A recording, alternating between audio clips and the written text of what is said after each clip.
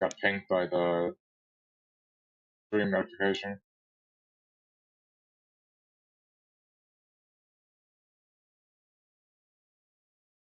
Was it Steve?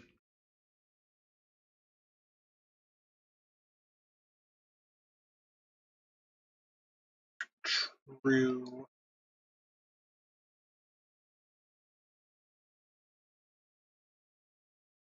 Oh, you are being way too generous with that.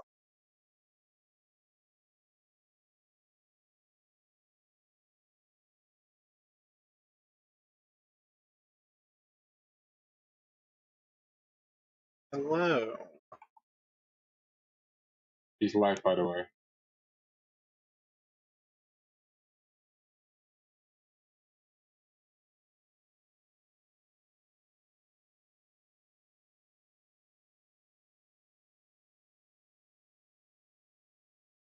No.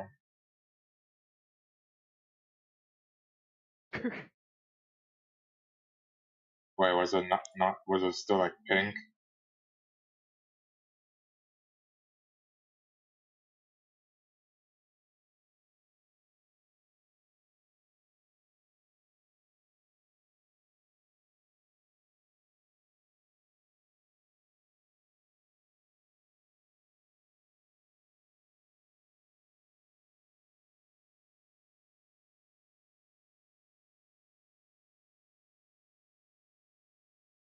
No, that's not. I ordered. Hold up. How dare you blaspheme me with that I know. slander? Okay, so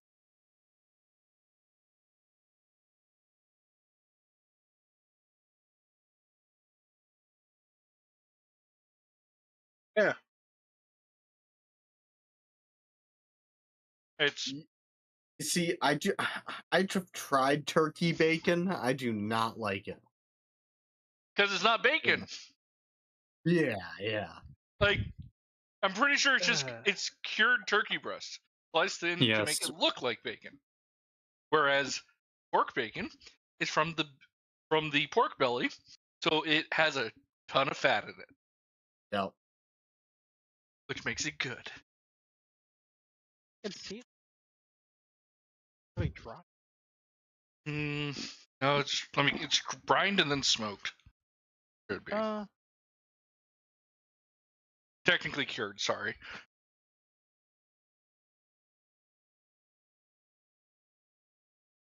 I don't know. I've never tried one.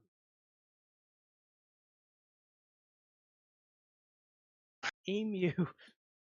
I wonder how emus taste. Like You chicken. can order. You can order emu. I'm not even. You could say that tastes like alligator.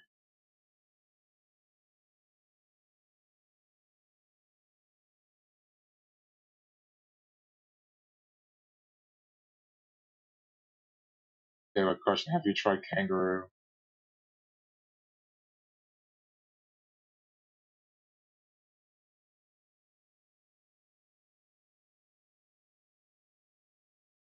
Popular.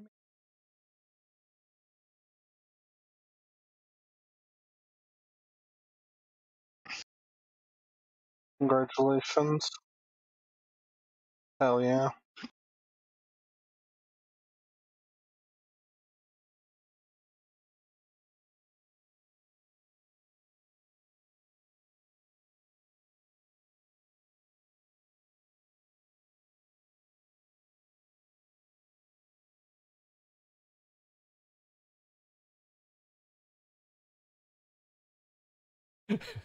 Hello, everyone. How's it going?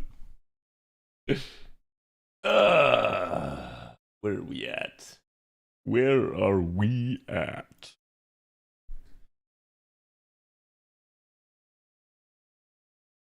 AFK, thank you for the big 6-1. Chat, I just got the tweet out. Do me a favor, go give me some love. And I totally forgot to grab today's art, so give me 1 second here. Oops, teehee exd. What's up with the Zephyr smells option? You would have to ask the mods about that.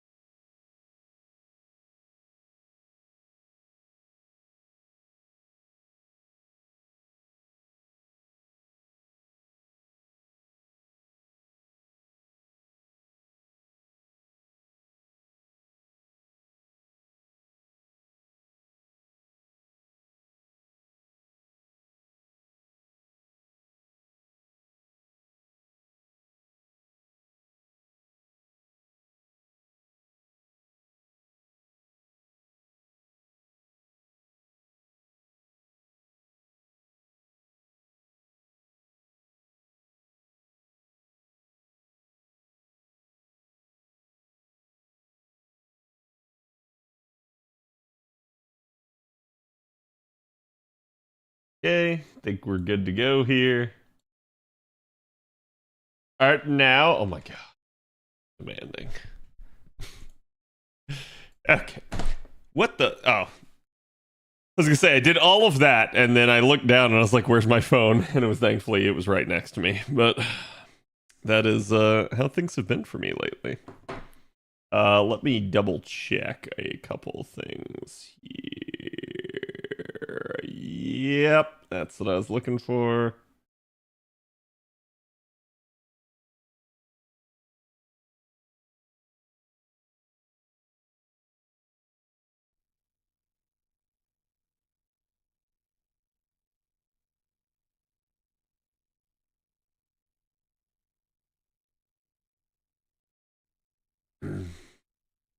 Okay.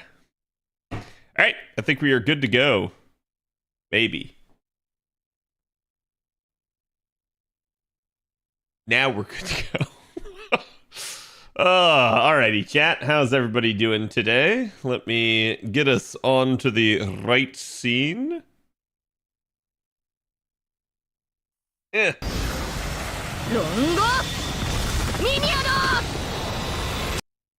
Hello, everybody. Here is today's artwork, and it is totally not set, so give me 2 seconds, and you guys can all look at it before I set it. Because, again, I can't do that while I'm live. I kind of can, but the studio mode that allows you to be able to, like, edit stuff like that from a different scene doesn't work too well because it doesn't show certain graphical overlay settings. So, like, I have no idea where on my overlay it would actually be. Like, after all these years, I could probably eyeball it and get it pretty damn close, but it would not be 100% accurate. Okay, there we go. Whoosh. Whoosh.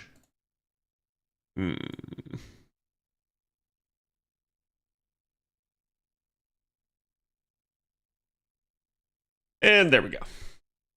You're gonna roll for Ruler Skidoo, indeed. Yeah, Ruler Scotty should be about 4.5 hours from now, so you guys know the drill. How's it going tonight? Summer Scotty tonight? Yes, Summer Scotty comes out tonight. I'm not going to be rolling until tomorrow. We obviously have everything like the 90 plus and plus node out. I will caution all of you, like, about the whole Valkyrie situation, which is that you need a good chunk of, I think it's, 200 or 300 ice per ascension material. So if you want to be using your Valkyries right away, I highly recommend you save up some ice. That being said, you do kind of need to ascend some of these in order to do some of the side missions. Like, for instance, I cannot do this Valkyrie copy because I have not gotten the Haunted Onia up to rank 10 yet. So it is what it is. That's just something to kind of expect at this point, but it do be like that. Now, in the meantime, I'm going to go flop myself right into the 90 plus plus. And there we go. Donna's got me, and you guys can see this is basically my composition that I've been using. I could swap that for one of the Valks, but probably not worth on this one. And this is fairly consistent, but I think this still has a chance of failure, so. You stay live through midnight and do your Scotty rolls tonight so you can take tomorrow off. No. So, don't take this the wrong way, chat, but part of the reason that I'm doing what I'm doing is this continues a very nice stream of consistency and good stuff to do on stream with you guys every single night as we lead into the debut. I already told you guys I will be taking next Monday off, which means that Friday will be the last stream before debut. You will not see me all the weekend. You will not see me Monday. Tuesday will be debut day, and that will be basically that. So you guys have tonight, tomorrow, and Friday, and then we're at debut time.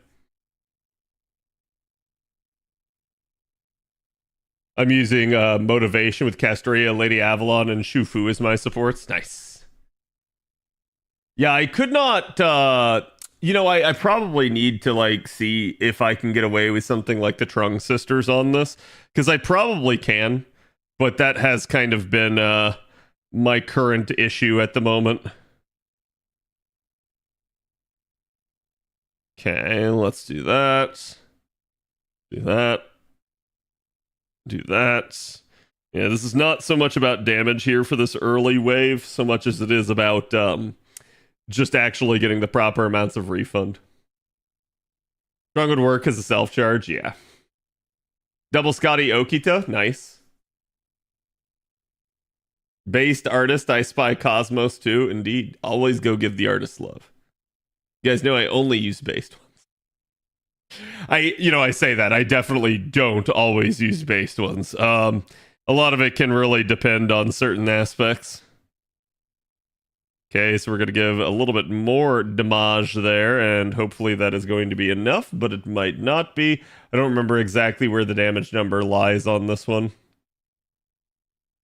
I think it does kill, but yeah.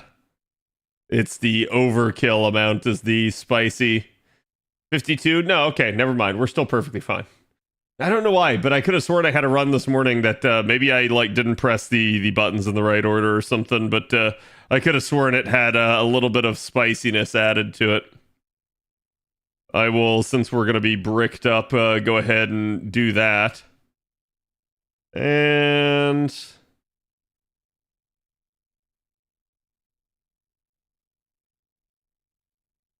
I think we'll do it like that. I assume that Enkidu will, in fact, die. I probably ought to try to see if I can get away with Saito. Hajime Saito. Yes, you definitely can. Depending on NP level, I believe. But kind of proving difficult without my own Oberon.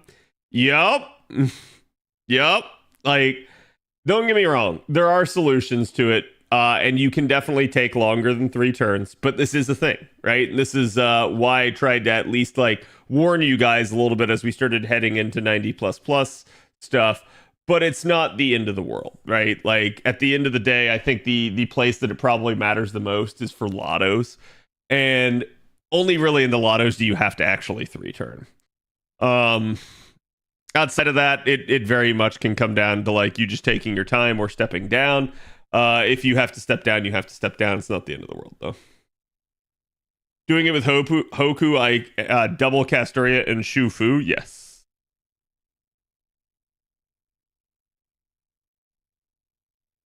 Wait, Hoku, double Castoria, and Shufu. The only thing that's surprising to me is that you have the damage, but do you have an MLB of the damage, She? Because that might be why.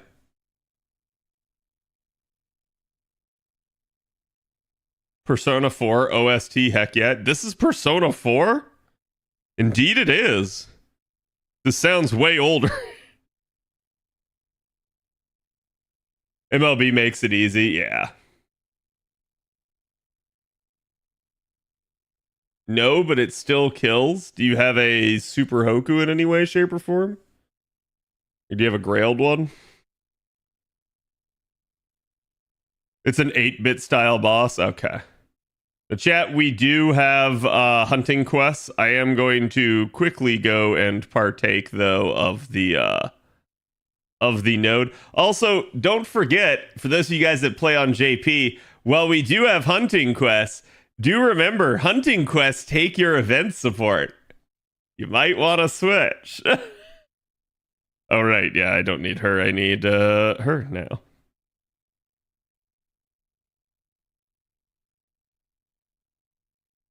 NP5 is fun. I use Dioscuri. Yeah.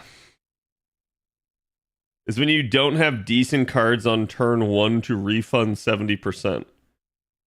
Huh? That's... Are you pre-carding the NP, or are you needing cards after the NP? If you do, I'm shocked that you managed to kill. To pre-card? Okay. Yeah, I was gonna say, I was like, that just sounds fucky, but yeah. I mean, I guess if you don't have the cards, you just delay. That's not that bad. The problem is when you need cards in like a wave 2 type scenario, that gets messy.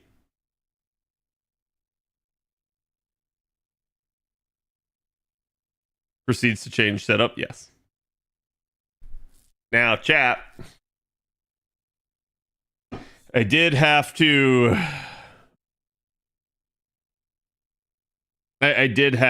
yell at Aurelia today. She's been doing stuff without my approval.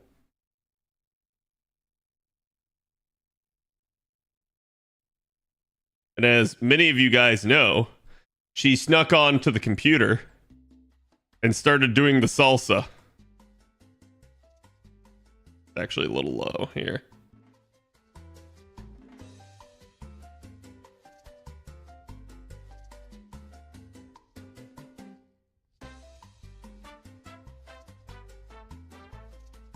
She's rebelling. She is. So we're going to have to watch out. Some posts might be from me. Some posts might be from Aurelia. But I did talk to her. I said as long as that she keeps things under control, she can have permission to promote the debut. But it is what it is. She does a pretty good salsa, though, indeed. I look forward to tomorrow, then, indeed. We'll see what she has cooked up. But yeah, again, if you guys want a link to that one.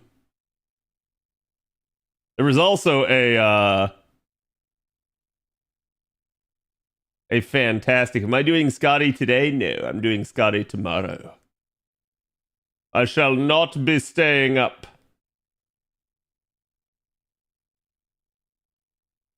But there was also, so again, and for those of you guys that don't know, I did already announce this, but it should be pretty clear.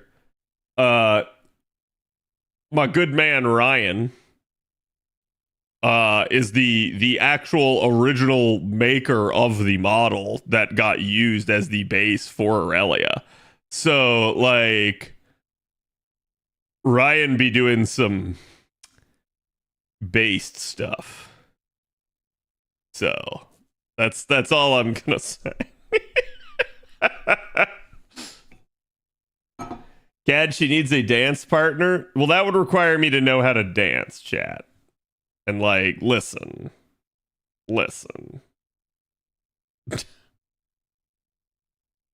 All I can say is I'm white. You can keep cooking, indeed.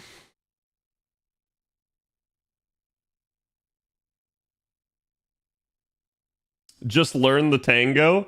That's true. It does take 2 to tango. I'm sure I can get Aurelia to drag me in at some point.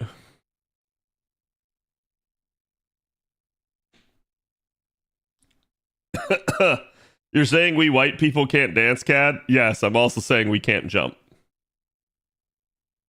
It's not racist if it's against myself. Are you trying to imply you can't dance just because you're white? Yes, 100%. Alexa, play Permission to Dance by BTS. See, that doesn't work on me because I don't have Alexa, which is probably a good thing. It's probably why, like, the feds haven't come and, like, broken down my door. Because if they could spy on me, they would know that I have Aurelia here.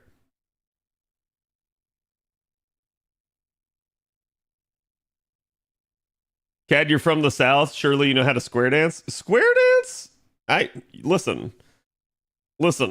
We refer to it more as like line dancing, and if anything, no, the one that we all know in the South is the hokey pokey.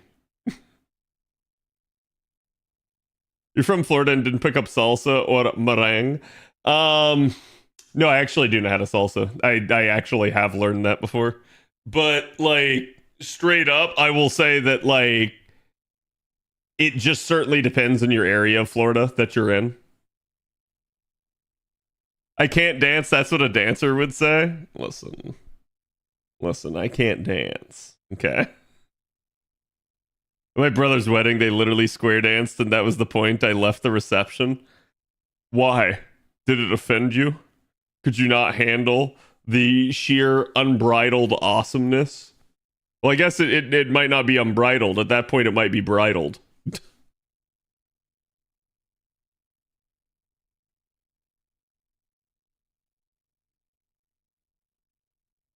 I can't and won't dance.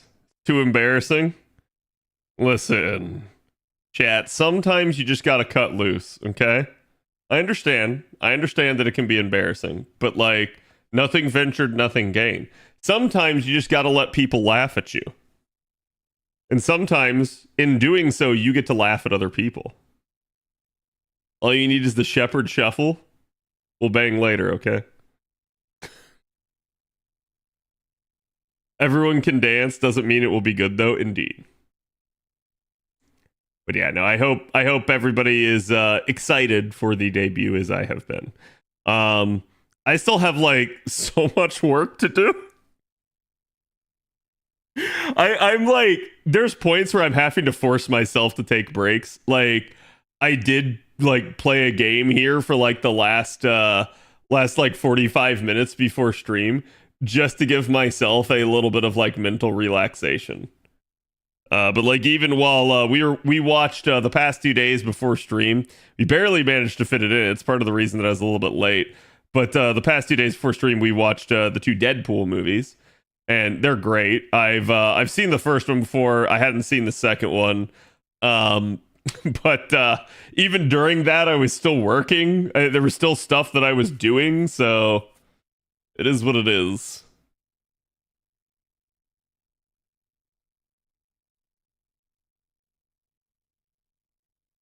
Of course, there's dancing. Exactly, Aniko.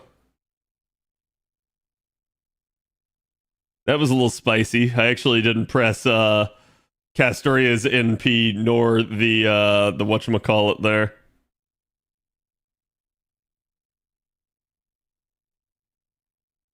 Nor the arts buff. We'll do it like that. Getting ready for Deadpool and Wolverine, I see. Yeah, I mean, like, I don't think I'll see it in theaters because I got no one to see it with, but I'll still be, like, excited, right? Actually, I think it's like, yeah, doesn't that come out, like, tomorrow?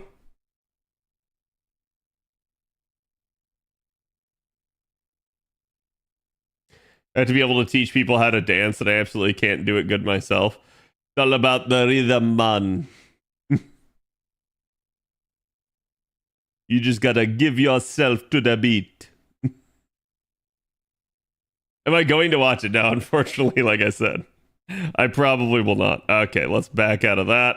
I got down to at least 3 of the tokens. I do want to say, a little bit like fuck the devs, because we still have full price storm pods right now in the middle of hunting quests. And it's like, whoops. And it's like, okay, so cool. So now you're saying that like I can basically do, I don't know, maybe 3 hunting quests a day. Maybe 4 if I'm really efficient. Like, that's it. So it's like, to me, this is not really that worth at that point. I feel like they need to be doing better about this sort of thing. But it is what it is. Event support, but not seen as an event, exactly. So, chat, this is exactly what I've been running. I know you're shocked. It's surprising to see me using Lartoria in the team comp against archers, but it is a thing that I do from time to time. Occasionally, I dust her off. No way. This is the waiting room for Annie. It can be Ryu. We have the MLB drop C. What does that mean? Are you kidnapping it?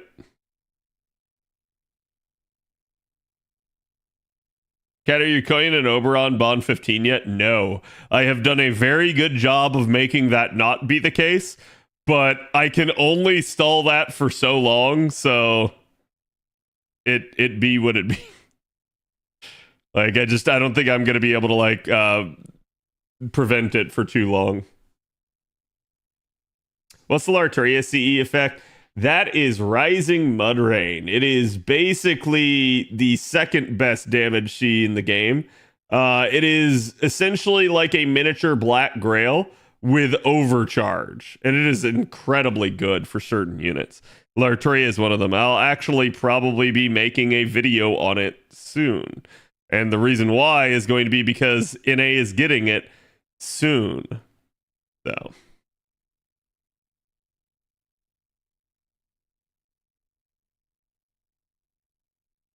Oh, you're talking about the yeah, that's fine. The Ascension, or not Ascension, Advanced Quest craft essence for it. Yeah, I did forget to put that on. Only because like I gotta admit, in the mornings between like JP and getting NA's story done, I am struggling to try and get it all done at the same time. So now, thankfully, NA's story is done, so I don't have to do any more work on that front. So it'll be a lot easier to like get my tasks done in the morning. Yubi, thank you for the follow. Welcome. I'm using an instant deathy team. Yeah, I've heard you can instant death most of this. To be fair, that's usually the case with the first one, and then varying degrees of success with each hunting quest after. And a lot of it has to do with the enemies that they throw in there. Sometimes you'll get gold enemies, sometimes you'll get servants. So it's just, it can be spicy depending on what you're doing. Hello, I normally watch from YouTube. Hello.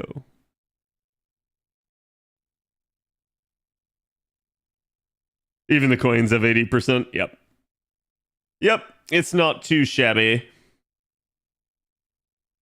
At which point it's like, okay, well then you don't have to do it, but it's like, but I want to dust off my Lartoria.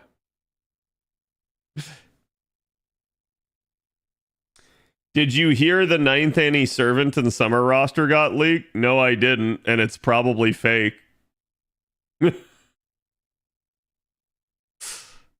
I assume this is either a joke and you're debating me, or like straight up it's just probably not real.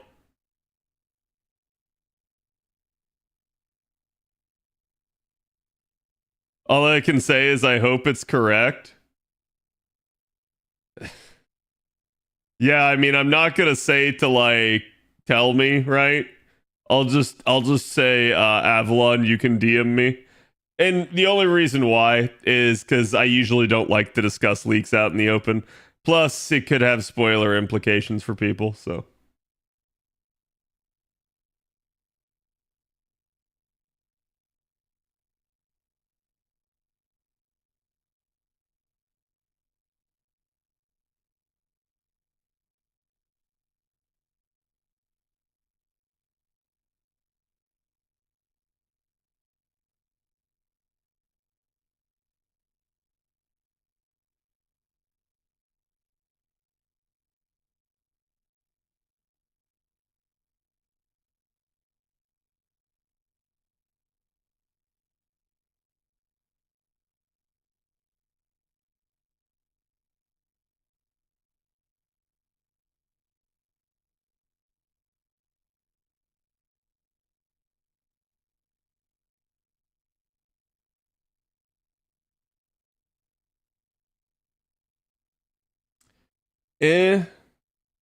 There's some stuff here that I would question. I'm not going to say they couldn't do it, but I definitely question that. There's one thing in there that makes me immediately go, no. And yeah, chat, I just want to say that again, every fucking year this happens. I really want all of you to take a moment and to understand that the vast majority of the time, the leaks are not correct. They are not true. And so please, always when you hear a leak like this, take it with a grain of salt. Assume that it's not true until it is. In the case of stuff like this, there is no harm in disbelieving it. There can only be harm caused by believing it.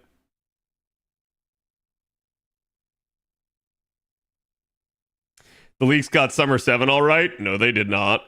And this is the same claim we get every year. Well, the leaks got everything right. No, they didn't. There's always either something wrong or there were multiple leaks. And it's like, well, one leak got it right, but two others got it completely fucking wrong.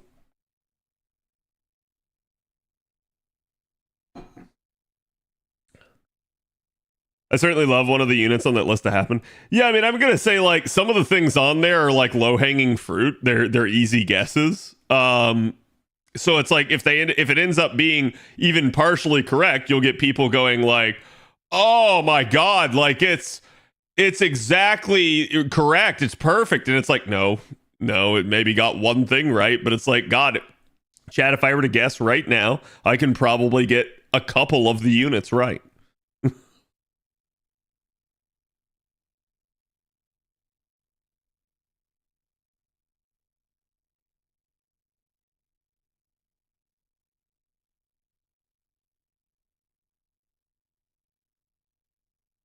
I sincerely hope it's wrong because that Summer 2 banner is awful. I won't say awful. I'm just gonna say that like there's at least one thing in there that makes me immediately think that just will not be the case. To be fair, nobody could have guessed last year's Annie Servant, right? Yeah, I agree with that. Yeah, I do agree with AK. I think it's always basically copium. And chat, I also want you guys to understand. I could type up a list of like 7 units. Okay? And I can go post that randomly on some Discord. And then somebody's going to run off with it. They're going to be like, did you guys hear the news? There were leaks. And like, there's no harm, no foul to me. I'm gonna say this. This is what I should say. If this sort of thing ever happens, and the person's wrong, they should just be immediately banned and blackballed from like every community, because it's just somebody trolling for attention. That's all it is at that point. I'm not gonna say that we haven't had legitimate leakers. We have before. I'm just gonna say that if it's proven incorrect, they need to just be banned as somebody that is straight up doing it just to get under the entire community's goat. Like I said, I've literally seen that people like have actually purposefully done it several times. Had heard leaks that the missing saber faces are all getting summer versions this year. That's true. All leaks are my sources. Trust me, bro. Yeah, that's... Look, I understand the nature of a leak is probably that they probably can't tell you who they are or why, right? But this is also why I say that no matter what happens, you should just immediately not believe it. And then if it's right, it's right. But you should not believe it because there's no harm in not believing it. The only harm is in getting jebaited by the people actually believing it. Remember the recent Tekken 8 leaks? We should chase them with hammers. Yeah, exactly. Lancer Morgan is really the best unit ever. Mm-hmm. So waiting on Summer MHXA. Same. Deer Peak. I don't believe them until they show pics. Yeah, like, so for instance, one year, chat, we had leaks of Summer Kama. Straight up. That one was legit. How did we know? The design was the exact same. That was an actual leak. But do I trust a random list typed out on a Discord? Fuck no, I don't. Because it's way too easy. We also had the Summer Okitan leak as an image. Yeah, that was the exact same year, so. Leaks happen, but real ones are rare. Yeah. Yeah, and that's why I say that, right? Like, it's every year we have it, and every year someone immediately starts like circulating it around and being like, guys, it leaked. It's like, does nobody at this point ever like use two of their brain cells and rub them together and go like, hey, maybe this random list that was typed out on this Discord is just not true. Maybe I shouldn't spread this around because it's probably fake.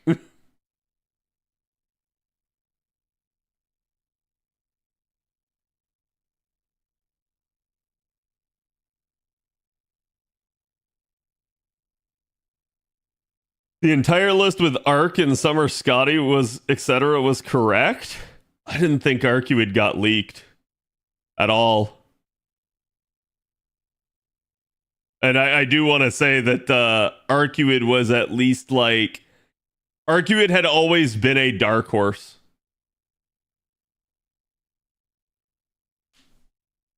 Are you saying people would spread misinformation on the internet? Oh yeah, 100%.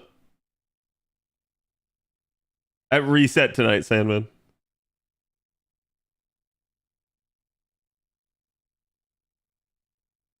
But do people go crazy for leaks? It kills all excitement for the actual reveal. And it shows lack of patience. That is unfortunately the truth. Now, I will say this. Information is information. People want to know info as soon as possible because it helps them. So when you think about that, this is also why gacha games don't like you to know the information ahead of time, because it gives you more time to decide. That way you don't feel as much peer pressure. That way you don't instead have like that like impulse kind of sitting there going like, man, maybe I should roll. You have more time to think about it, more time to decide, more time to make a rational and logical decision. And gacha games don't like that. However, the flip side to this is, again, you get fake leakers that are just like attention whores and people that are trying to basically get their 15 minutes of fame. And that's kind of where you just have to use your best judgment and just assume that it's not correct, right? Like, you can ask yourself, would I roll for that sort of thing? But because of the fact that people will straight up do it just like out of maliciousness, you got to understand that that's why you shouldn't take any of the leaks like legitimately.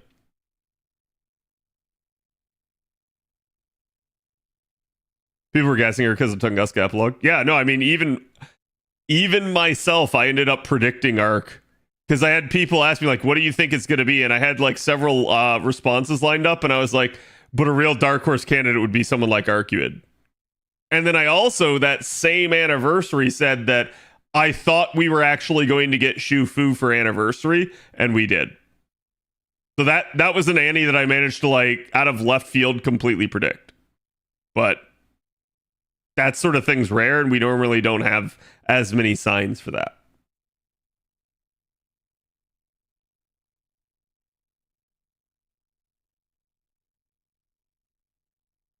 Yeah, them announcing a UBW crossover a year ahead means I can just save for NP5 Ren.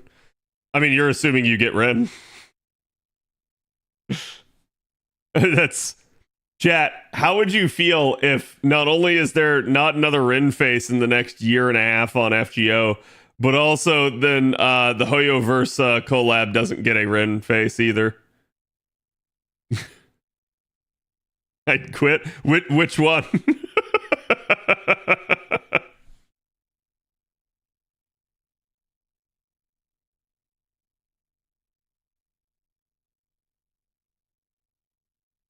You'll take Shinji and like it. Think Ren fans would revolt? I think they've already tried. But I think it's one of those like, you know, like the king of Rohan laughing and being like, you have no power here.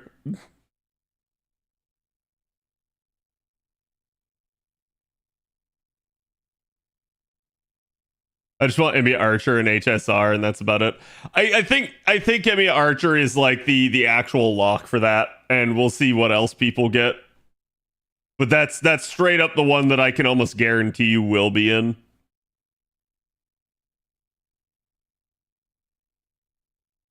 There are still Ren fans. They do exist. They're just on life support. The devs think Aoko is a Ren face. To be fair, I'm pretty sure at this point the Ren fans cope that as well. But Gandalf did have power in that scene. You're not wrong.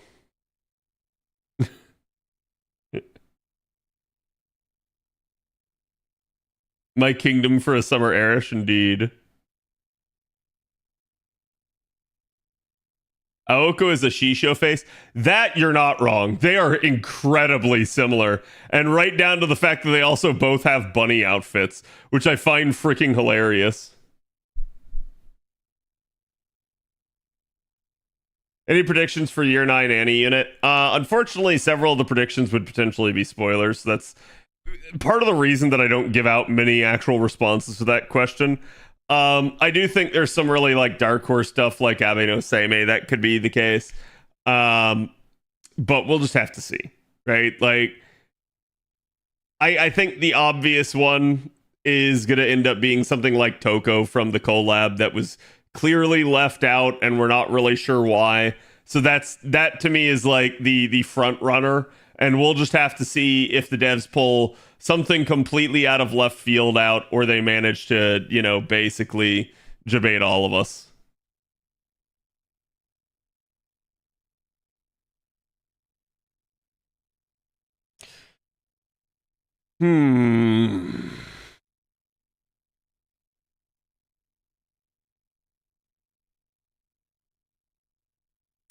Oh yeah, I only got NP1 of the Trunks sisters. We'll stick with Hoku Saber then. I know it works. Kat, have you chosen your Valk? Yes, you'll never guess which.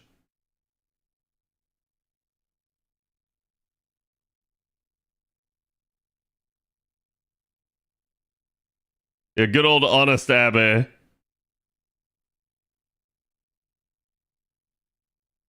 The blonde one? How did you know?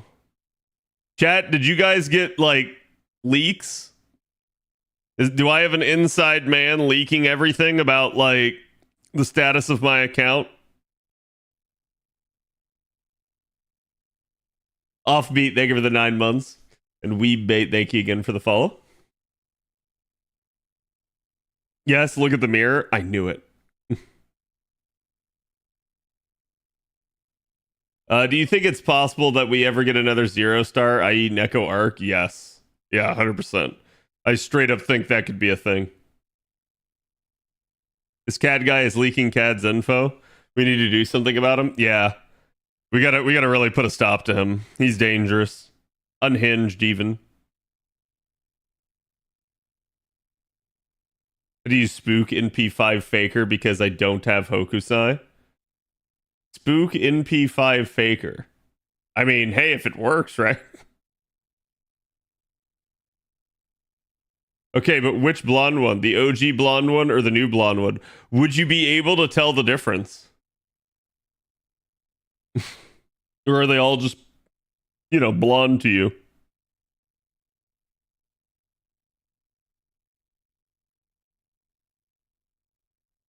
Because some of us actually remember. Yeah, we'll do it like that. I just used my Grail to Okita. So are you guys doing double Scotty, Okita, and Oberon? Is that the composition for it? Because I could certainly try that. I have a robust one.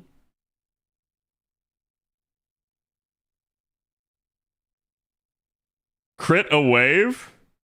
Nani? Crit a wave?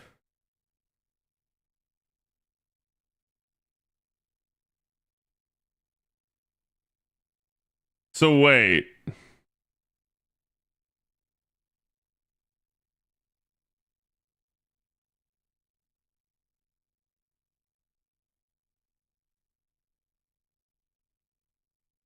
Where is my Okita? There she is.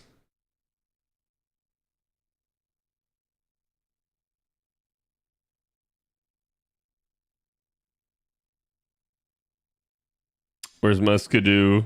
And why am I blind? There she is. Right. That'll work.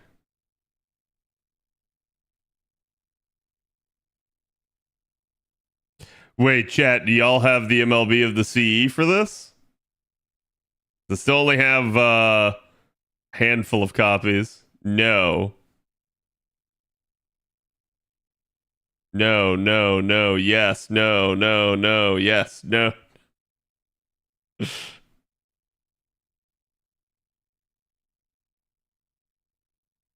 Mine's 120 and probably didn't even need Oberon. Probably not.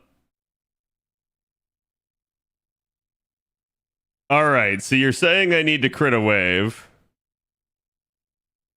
I at least have stars here.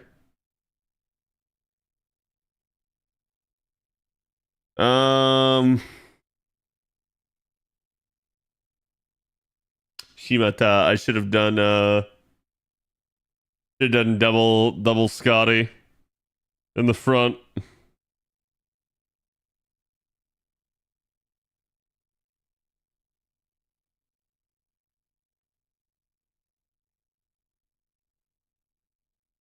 I don't probably want to use the Shikuchi. You can crit this easy, you sure?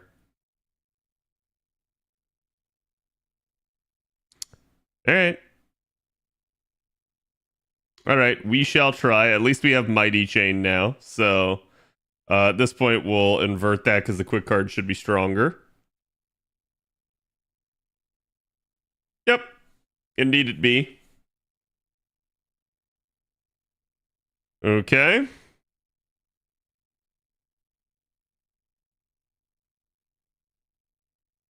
The problem is I'm not going to really have cards for the final wave. I think I might have one quick card.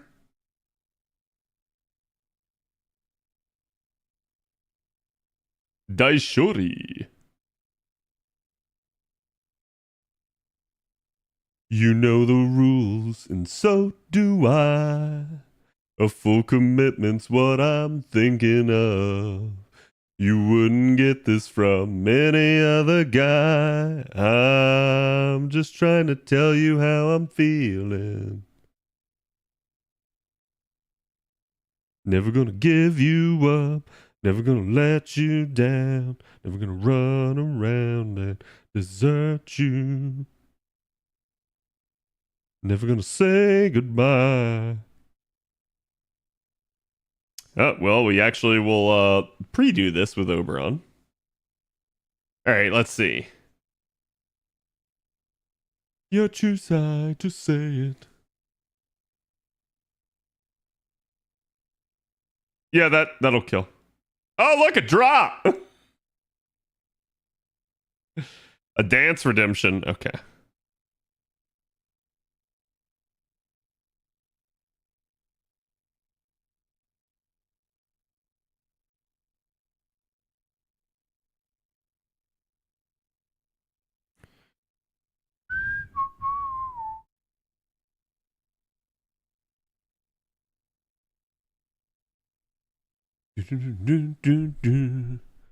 Luxac C, it happens. All right, there we go. It's a damage C. Yeah, I have no idea how many I actually have. God's damn it, Cad. Look, I'm sorry, chap. If you up. Do I have any in my... Yeah. Wow, this is the cleanest. The cleanest my my mailbox has been in like years. I think it's years.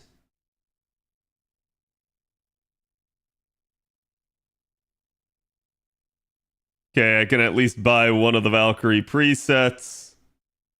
I probably shouldn't have.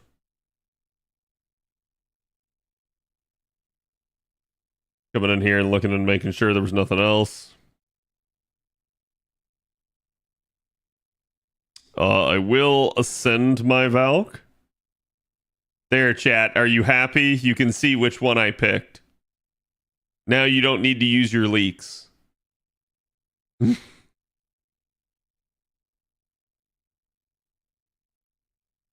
Is there a node that has a focus on ice? All the nodes are pretty good for it to a degree, right?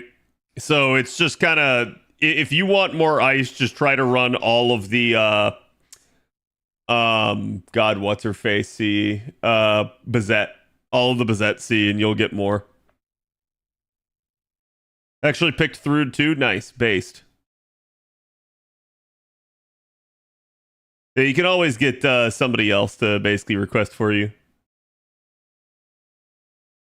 I don't know why that keeps happening.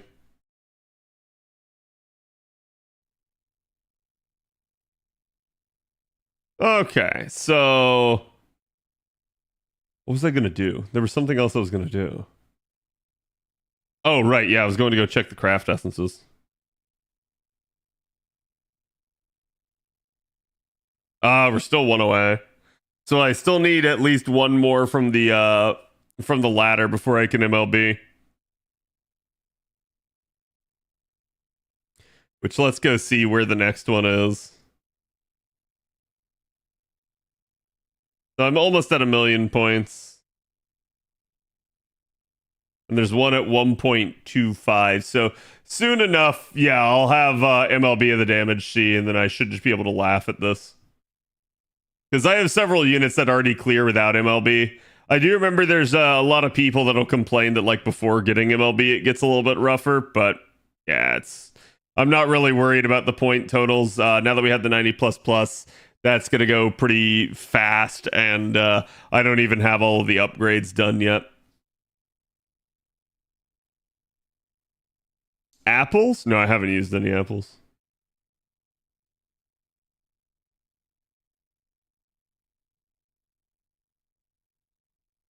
I'm really thinking about picking Hilder only to get Rune. Okay, but counterpoint, there's a saber face Avalon. The 65 gamer, thank you for the follow, welcome.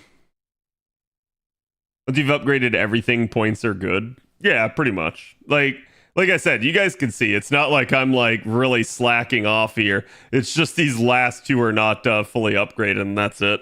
There is quite a bit of cost to that because they are the more recent unlocks, but I'm not too worried about it. Shouldn't be too difficult. And like really, it's just stopping me from getting additional MP levels. Which actually, chat, do the side quests give like point bonus or anything? I haven't even touched those yet.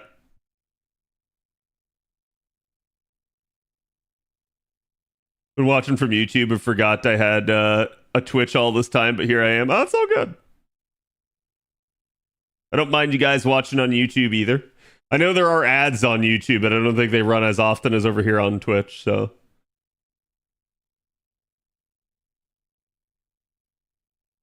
My Cyto can do it without the damage C. Do you have a like 120 Cyto?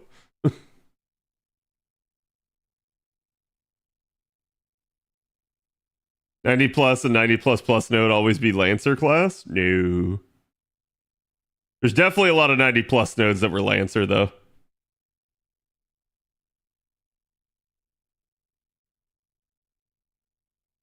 Ads, what are those? I see. Strom's robbing me. Pay up, Strom. Twitch runs like 5 to 7 ads altogether. To be fair, I can control that to an extent. And the way I've chosen to do it is what I thought is probably the best way, which is to do it basically every half hour. If I do it every 15 minutes, everybody's going to get pissed at how often they occur. If I do it every hour, everyone's going to get pissed at how many there are. So instead, I do it every 30 minutes, so that's the nice in-between of the two. So that, like, yeah, you do get hit with them pretty regularly, but it should never be more than, like, it's like 2.5 minutes or something like that.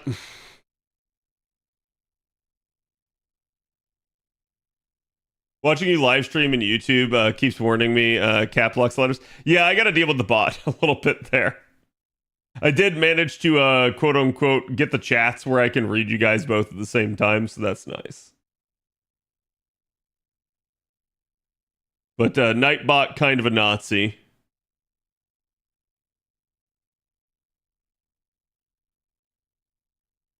I have YouTube Premium, but Twitch chat looks more active. It definitely is. Usually I have more viewers on Twitch, and usually they're more active, but it definitely depends on the stream.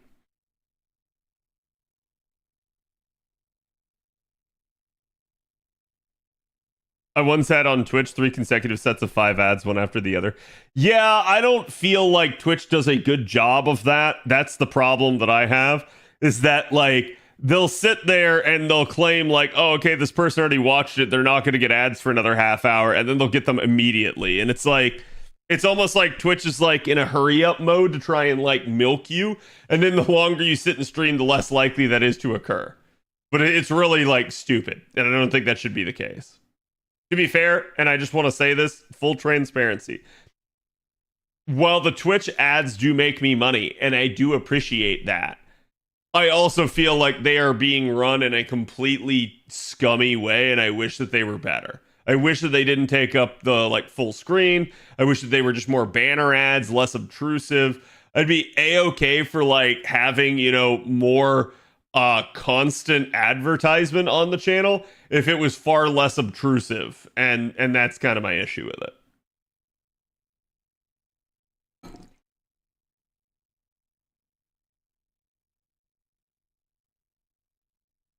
I've been in a stream where ads ran for 2 to 3 minutes every 10 minutes.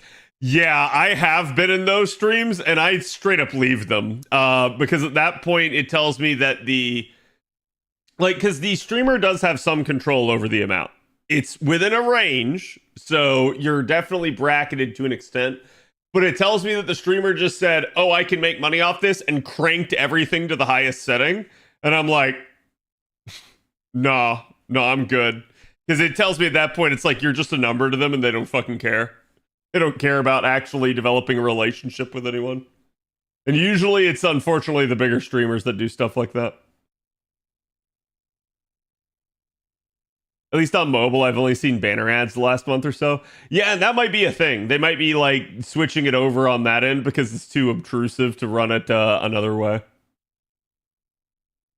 They put out a tactics video for Ibuki on Twitter. Oh, that'll be rich.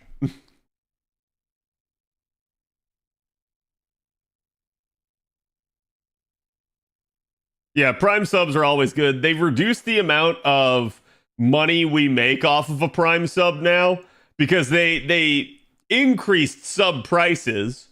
So the stupid part is they didn't increase the Prime sub prices, but they instead reduced it sort of as recompense, which I think is kind of bullshit. But I'll just go ahead and say this. Like, if Prime is the only way you can sub and you want to give it to me, I still appreciate that. So it's like, I just, the only reason that you might hear me complain about that is not to complain about somebody subbing to me with Prime, is to complain about how scummy Twitch is, that they actually were like, yeah, here's a much needed increase to your income after years, but we are countering it by lowering another thing. And I'm like, that's just stupid.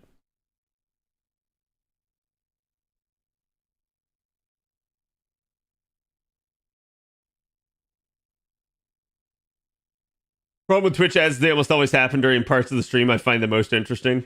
Yeah, and we can, like, hibernate ads, but you can only do it, I think, up to 3 times, and it only hibernates it for, like, 5 minutes. So it's really, like, bad in that regard. So, like, for instance, during a roll stream, we kind of have to let them happen, because there's nothing that, like, you can do. You cannot delay it long enough for to get out of there. If you're curious, yeah, we can take a look real quick before we start the rolls here.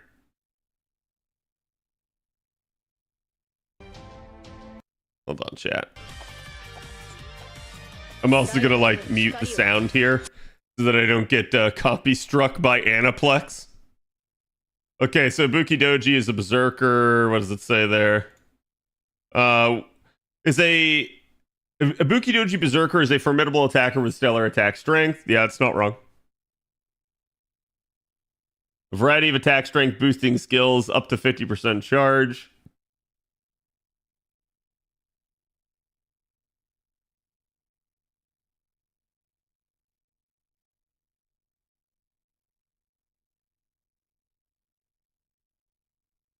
And a special attack effect under Noble Phantasm.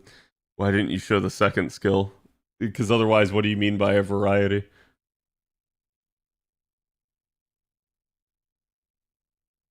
Arts MP hits all enemies multiple times, making it easy to recharge MP gauge after use. Like, I'm not going to say that that's wrong. The only thing is it's a weird point to hype up, I guess. Because, like, yeah, sure, like every arts unit, right? Pair with servants who have arts effectiveness up or NP charge skills to help you loop her Noble Phantasm. Sure. Oh, now they use the second skill.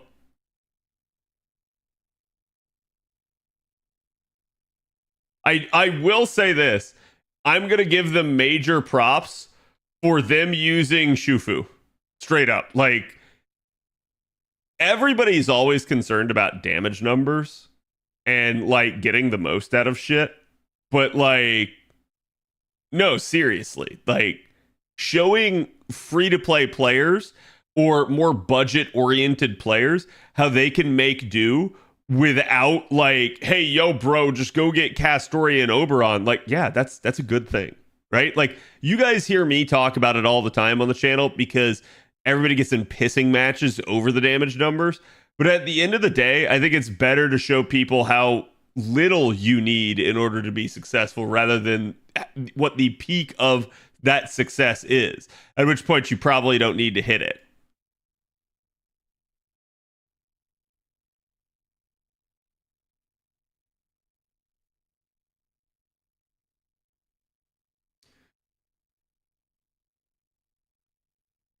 I do want to say though that the fact that they have it on the non, like, what's the term for it? Like the non-abbreviated skill function where, like, you press the skill and it gives you the full pop-up rather than, like, you tap it and it just does it and you hold down to see the description.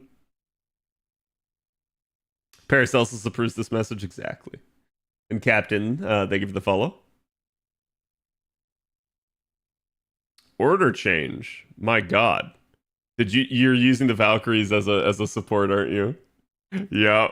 I actually thought about doing this myself just to bond them, but it's just funny to me. You level 1 Shufu skills. Look, I'll give them credit, right? Nothing that they said was wrong, and the demonstration at least showed a way to think outside the box. It was not just, bro, throw in double Castoria Oberon and laugh, right? So I gotta give them credit for that. I think the terminology here can be a little bit better, but I also understand that they're trying to speak especially to the more, like, casual crowd that's just following them. However, and I am also going to state this, in a way, this pisses me off. Not this video, not anything that's said in it. The fact that the Aniplex staff is content creating, is producing videos that the community should be producing themselves. It's kind of just a further slap in the face to content creators. It's, hey, we totally have a game that doesn't tell you what these numbers are, that doesn't tell you how to do these things. And we don't put in any way for you to know. So the entire community has to go data mine stuff and has to go rely on content creators to get knowledge. And now, oh, well, we don't like that, so we're going to start producing videos ourselves. And it's like, I understand you're trying to up your social media game, but you want to know how you up your social media game? You start by getting somebody that actually cares about this game and actually knows how to handle social media to a degree. So, like, you can sit here and you can keep producing these cruddy videos the whole time. But anybody that goes to YouTube and watches one of these videos will get recommended a plethora of videos. So, like, to me, this is not really worth it for them. It's not worth the time and effort, because I gotta admit, like, the editing on this is actually like really good with how they end up putting the description down here and everything. But yeah, and then they're straight up like kind of being like, hey, for more info you guys can go over here, and then this just takes you to the freaking summon banner.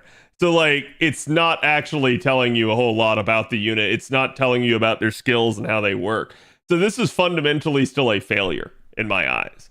But that's why I say, like, I'm not upset over the content of the video. I'm upset over the notion that they feel like they need to make this, because it's just an insult to the content creation side of this community. That is an FGO social media matter. No, I want to be clear here. I'm terrible at Twitter. I'm terrible at Twitter. There's many times that I could interact with people on Twitter, and I just don't, because I believe in, like, if you have nothing good to say, don't say anything at all. So, like, I'll talk to you guys a little bit more freely and openly here on stream, but, like, on Twitter, I'm very reserved. What they do need to hire, though, is they need to hire a freaking memer and get one of them in there and have them run the account, and that would absolutely do fantastic stuff for them. Especially because FGO has a, like, robust memeing community. Not only could you find someone to do it, but two, it would make the account viral, and it would actually make a lot of people be like, oh, bro, like, this looks like a really cool game. Their social media is being run really well. So, like, I think the difference actually does matter, and I think it's important to understand that. It's a slightly informative ad. Yeah, you're not wrong. It's literally like, hey, here's the base level of how to use this servant, and I'm just like, listen, I'm gonna be real with you. This doesn't tell you anything that you couldn't understand from just clicking on the skill and reading the description. That's it. Now, we can argue that maybe there's not the capacity to do that in-game before you roll. That's an issue. We do have trial quests for some units, but not for everyone. I'm going to go ahead and I'm going to give a nice pat on the back to MiHoYo, who, at least as far as I know, always does do that. Always does give you a trial quest to try the unit before you roll. FGO should certainly take note on that regard, because yeah, I think that's definitely an issue where it's like, you shouldn't have to go look at a social media post to be able to figure out what the unit even does. You shouldn't have to go to a data mine site to have any idea of what the descriptions are, because you can't see it in game ahead of time. The only way in which you can see it in game ahead of time before rolling would be to have either used it as a story support or to have used a friend support. That'd be the only other way. So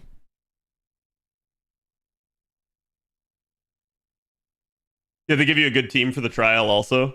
Yeah, I've said this before, that I think one of FGO's issues is that they go like, okay, here's a trial quest for Ibuki Doji, and she has 777 skills, and you're like,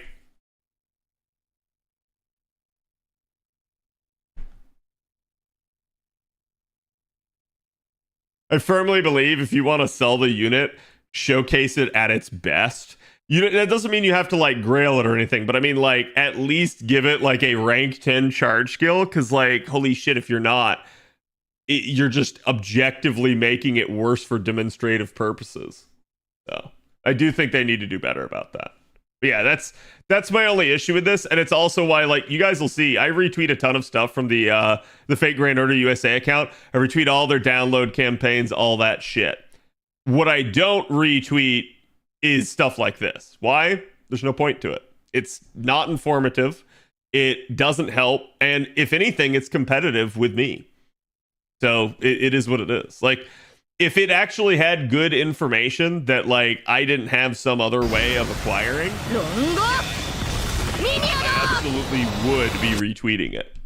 Because it's not about, to me, like, trying to restrict information or anything like that. It's simply just about the fact that, like, they seemingly feel the need to do a worse job at servant analysis than several content creators who do it.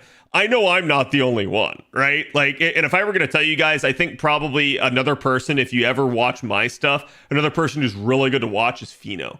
Fino does a fantastic job at servant analysis. And usually I know this because if I ever watch Fino's videos, and I always watch them after the fact instead of, like, you know, before, so that it doesn't influence my opinion or anything like that. But usually when I watch it after the fact, oh, look at that, we had the same opinion on something. And it's really funny to see that.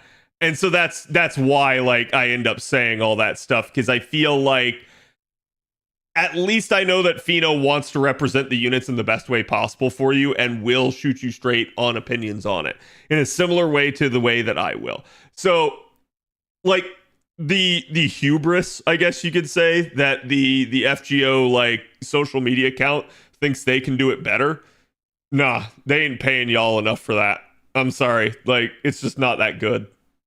Which, I'll say this. If they actually put in the percentiles in there, that'd be a pretty good one. But they don't. They don't. So they can't even be bothered to do the base stuff.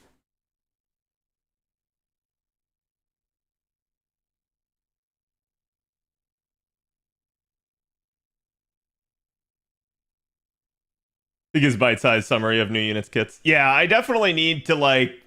I've thought about myself doing like a more succinct analysis where, like, you guys know I do the complete analysis. I've thought of also doing a much more like quick and dirty for like a TLDR type situation, but we'll see. That sort of thing requires time and me to not be planning a massive freaking debut. So it is what it is.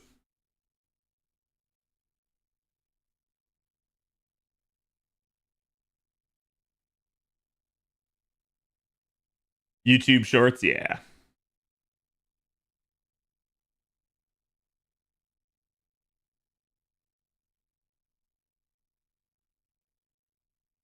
Story fights have been loaning us 10 units more often recently. Yeah, I'm glad that they've done that. I hope they continue to do it. It's like I said, I think if you want to sell the unit, you need to put your best foot forward. And the reason I've also said this too, it helps break the conditioning that people have where, and all right, chat, I'm gonna say this, and some of y'all will probably be like, wait, that's not that crazy of a statement. Others of y'all will be like, what the fuck, really? I have seen people make the claim that getting servant skills to rank 10 is a whale thing to do.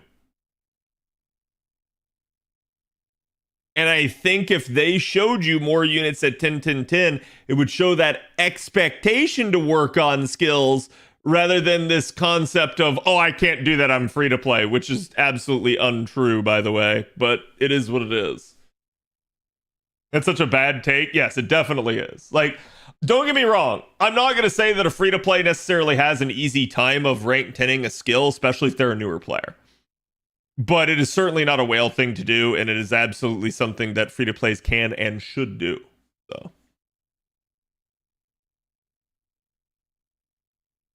Mega whale content? Yeah. Okay.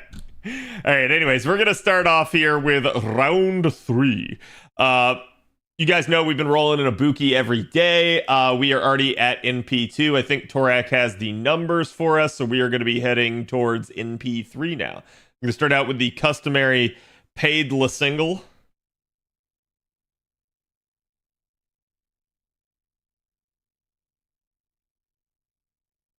Okay. I saw the servant. I was like, man, is that going to be actually like something?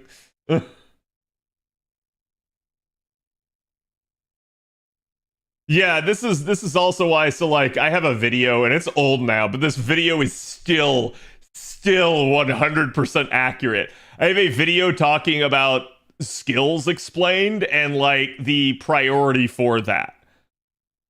That video still to this day is 100% accurate, and I love the fact that it is, because it's just talking about, hey, here is kind of the order of approach and what you need to prioritize when skilling a servant, and it is such a good thing to know. It definitely varies from unit to unit. You definitely need to take a look at certain things. Gold orbs already. Okay. I was going to say, I was like, damn, if that flips around as Berserker, holy shit.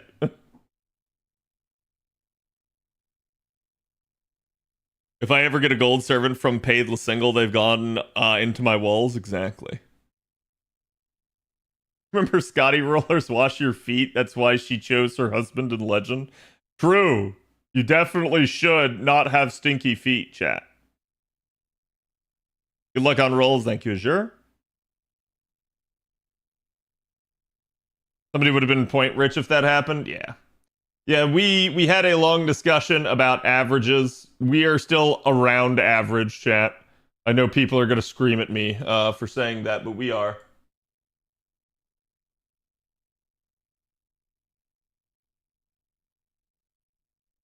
And here for the YouTube side. Oh, I hate that that heart is like in the way. Ow!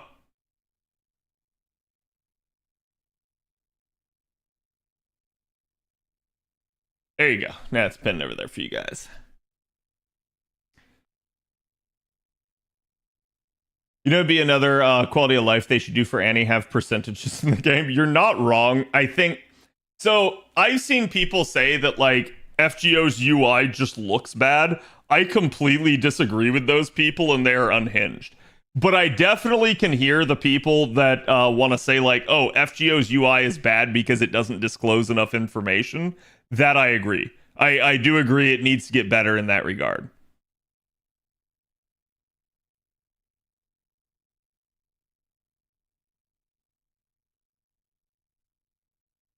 It's so cool that Cad loves Arcuid so much that he's NP5ing her third support. Oh, yes, yes.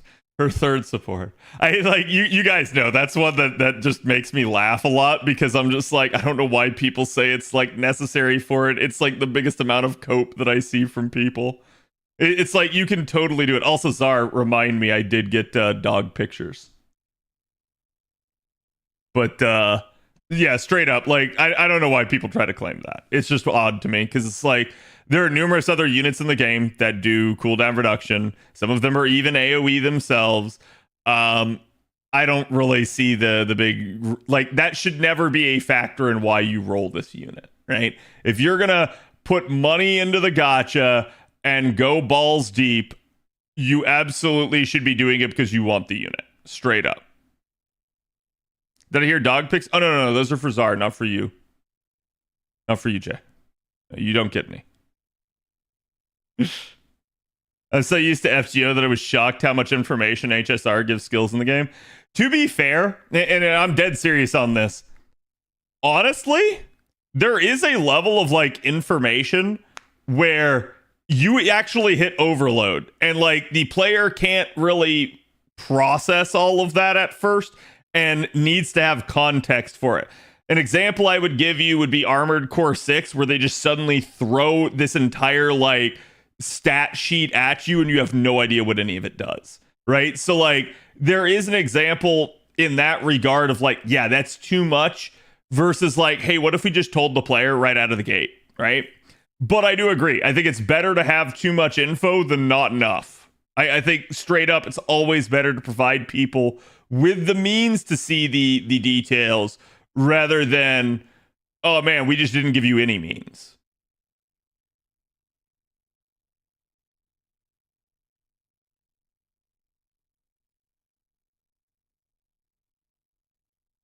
I started her a week ago and I'm happy with it. I love Wua's gameplay, but it has such awful terminology. I mean, again, I only played Wua for like a couple days there, like 2 or 3 days right at the get-go.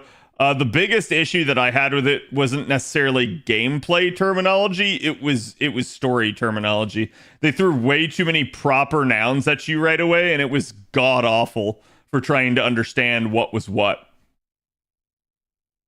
They were not working with like existing concepts that you could easily like adapt and put into your vocabulary. They were working with like totally new concepts and were trying to throw everything at you at the very front end. Would you rather get MP'd by Mabe or Ketz? Probably Mabe because I have a better chance of living. That being said, who would I rather do? Cats. You got a massage? Damn. But I didn't massage you today.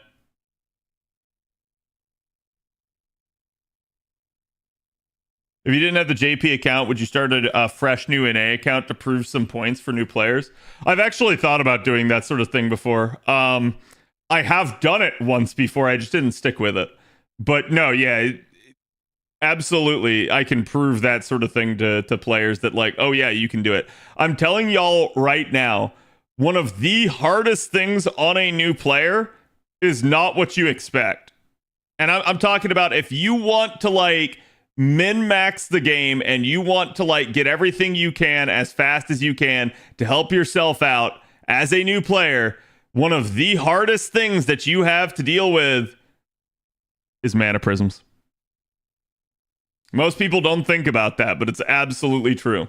It gets very difficult trying to get your hands on mana prisms to be able to buy stuff from the weekly shop, from the monthly shop, and then also at the same time be able to buy craft essences that you need to advance your account.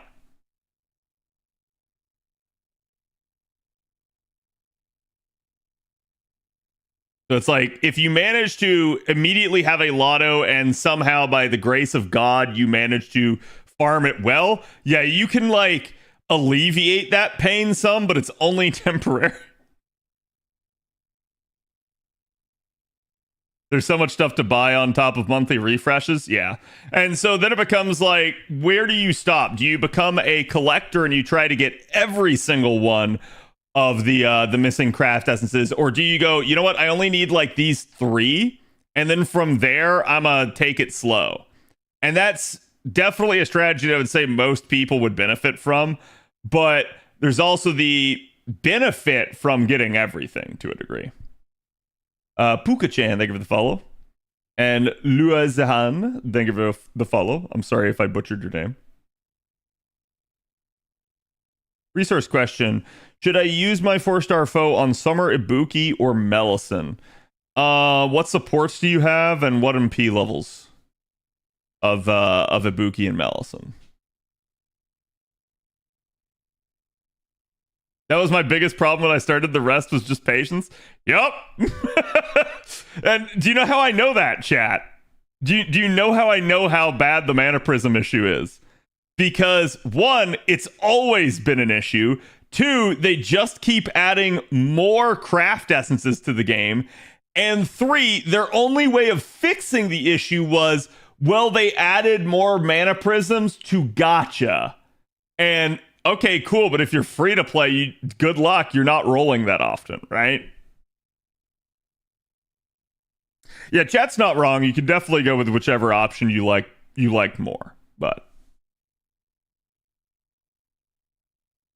gold foes are where you want to be really restrictive. Technically, everybody needs to get silver foed, but gold foes, you straight up want to go with your favorite. My brain immediately adapted 3-star foe because we were talking about mana prisms. They added mana prisms to daily quest though. Oh yeah, no, it's still a piece of shit. Like you still don't get nearly enough because in the same time they've also just added more mana prism stuff to the monthly shop. So you really do not outpace it anymore.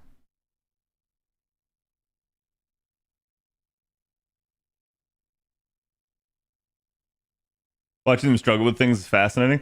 I gotta be honest, I haven't heard anything out of Arknights in a while. I think Arknights is doing... Is it Infield or whatever? Infield, something like that, right? Like they have another game coming out. Same thing as like Azure Lane. I feel like at this point what you're beginning to see is the typical gacha games are all going on to their like second game now in order to compete with the likes of MiHoYo. And I don't blame them for doing that. But I will say, in the same way that like WoW had a ton of clones back in the day, if all people do is try to copy Genshin, try to copy like Star Rail and other stuff, it's like you're just dooming yourself. You need to be different from them. You need to have actual like strategic differences that are better for your community and your playstyle, and that will actually go really far for you. That will help you out a ton.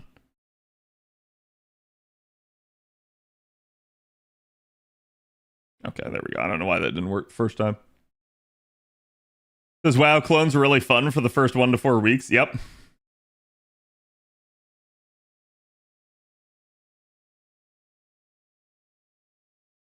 What sort of game type do you think FGO2 would be if they made one? Oh no, I ain't even getting into that. That is such a like Such a open-ended question. Because it's supposing that they even want to make an FGO2 right now.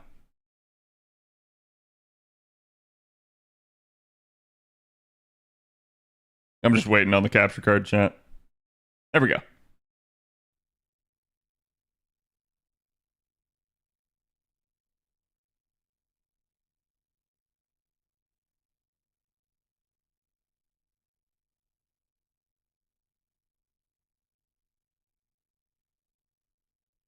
If I had time to, which MMO would I pick up again? Just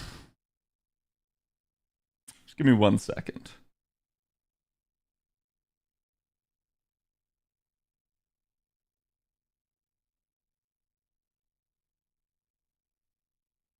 Both MP2 Melisson is going to be level 118. Summer Ibuki can be anything.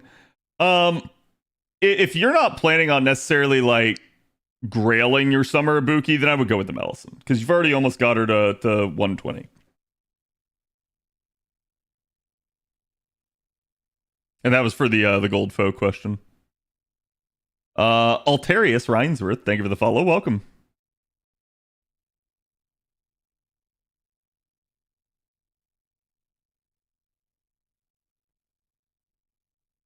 Promilia is going the Power World route that looks really interesting. So wait, like, what do you mean the Power World route? Like, you can collect people, or like, it's like you can build bases and stuff? Arknights is having a Factorio take? That sounds odd, but I guess I can see that when your tower defense is your main gimmick. Which MMO would I pick up? Oh, Avenger. Another heiress. Oh, that's difficult. I've thought about going back to like SWOTOR. Oh boy, Rainbow. Berserker. And there it is. Sweet. Oh man, I don't want to curse myself, but I have not been wrongbowed in a long time, thank God. It's definitely been a thing, unfortunately. But I have not been wrongbowed in a hot second, so I did indeed get away with it. But all right, nice and easy. So we are way ahead of average now. I sent you a gameplay video. Yeah, I forgot to take a look at it, but I did see that the other day when I messaged you.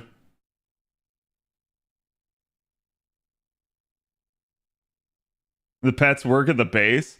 I mean, I don't think it's a bad idea, but I think with all of these things, you need to ask yourself how you can monetize it long term. Because, like, chat, I'm gonna be real with y'all. I'm gonna be real with y'all. I don't feel like Genshin's doing as well anymore. I feel like people show up to Genshin only for the main content patch and then immediately leave right after they consume all the content. And then it just stays dead until that point. And I think that's kind of what's going on with the other MiHoYo games. You've got Zenless Zone Zero now, and you've got Honkai Star Rail.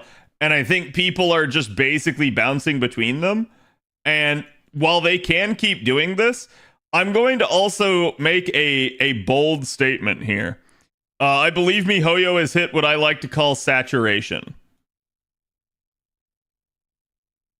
I can't spell that without running out of room. I'm sorry.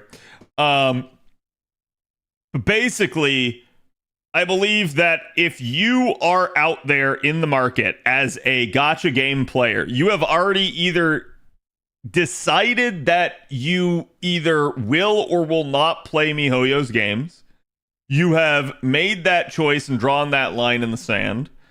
And then even amongst their own fans that do play their games, it is getting probably difficult for fans to keep up with all three of them at once, particularly from a whaling standpoint. So that's where I think they're going to have a little bit of an issue, particularly if they ever try to add a fourth game. Like, I know HI3 exists, right? But to me, Zenless Zone Zero is basically HI3's like counterpart. So to me, this is just sort of their old like deprecated system. I know they're still adding content to it, but it feels like it's just sort of the also ran at this point, and they're probably going to start putting all their eggs in the Zenless basket. So in that regard, I'm going to say that MiHoYo functionally has 3 games, and if they try to add a 4th, newer game, I feel like it will just inherently not do well. It will probably struggle to succeed, or if it doesn't, it will be only because it cannibalized one of their other IPs. Frostwolf, thank you for the 33.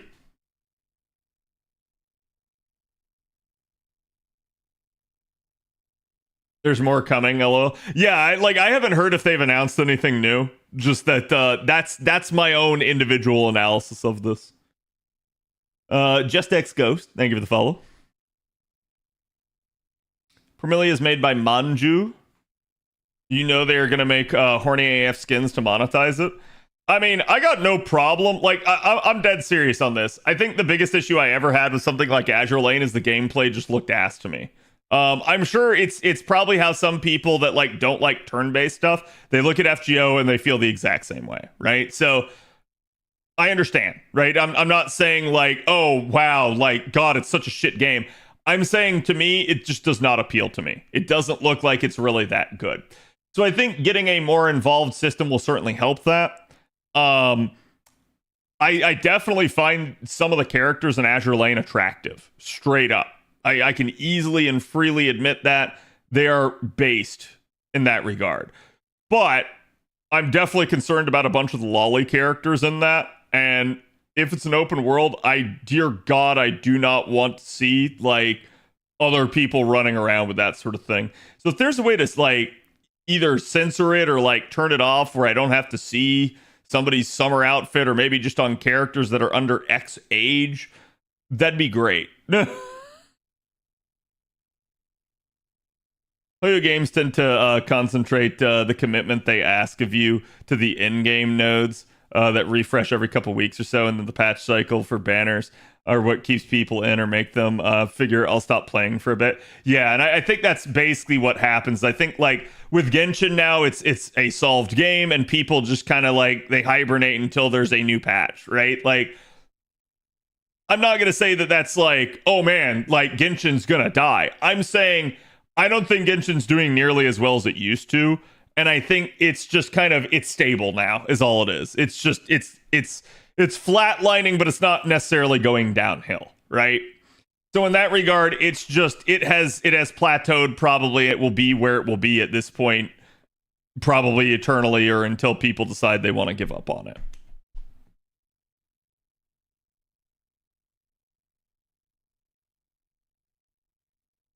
It's effectively a low difficulty bullet hell game. Yeah. It's single player from what we know. Okay, that's definitely more interesting. But I will say that, like, I wouldn't be surprised they pulled the whole Genshin thing of like, oh, well, you can invite your friends in and stuff. But that necessarily wouldn't be open world, at least. So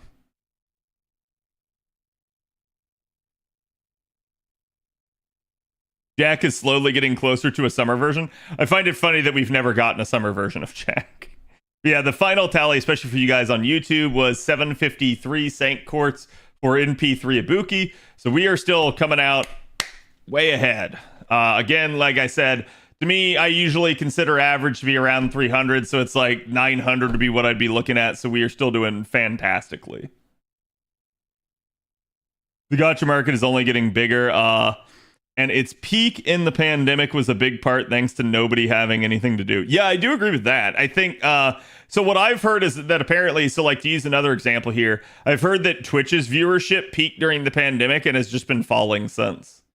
I don't think that means that Twitch is going to die out, but I think it's like, basically if like, here was your graph of like actual performance, here was the pandemic, and then like, boom, like now you're kind of like that, but you're still going probably up. Well, sorry, it's probably not like that. It's probably like this, and then like now we're just kind of like still heading down. We're still like way up, right, from like probably the initial part of the pandemic, or maybe like coming close to where we were. But oh, it's falling every day. That's a concern. It's like, yes, but you've also just got people that are now out and about doing more things. So people are not spending as much time on the platform. I do think as well, you've also seen that Twitch has more competition now. and it's not necessarily as dominant as it used to be in that regard.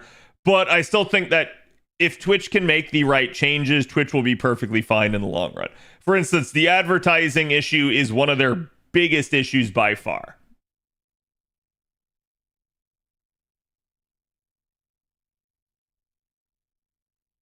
Don't worry, we'll get another global pandemic in 8 years. Don't say that, please.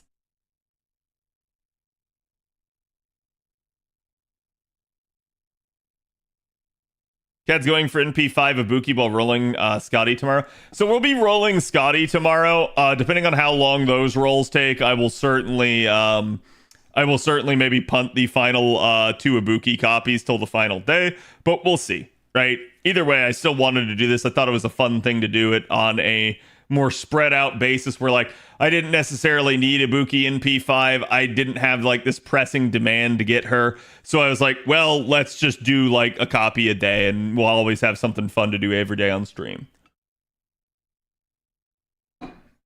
Bite-sized Ibukis, yeah. They won't see it as doing good since they're better than they were a couple of years ago. They'll see it as having to do better and better each year after year. No, I mean, Twitch's biggest issue is that Twitch has this issue of profitability. So, from my understanding, Twitch is not profitable still to this day. And apparently Google is getting, Amazon's getting a little bit upset over that. And so there's a little bit more increased pressure. This is probably why DJ Wheat kind of got pressured to step down and why we now have a hand-picked Amazon executive in the CEO role for Twitch. But I will say that I think a good chunk of that is the amount of ad revenue they give out and straight up the Prime deal. So Prime is, if you already have Amazon Prime, it is no extra cost to you to give one free sub to basically any streamer you want. That is just, hey, for like, let's say you paid like $100 to Amazon Prime that year. Cool.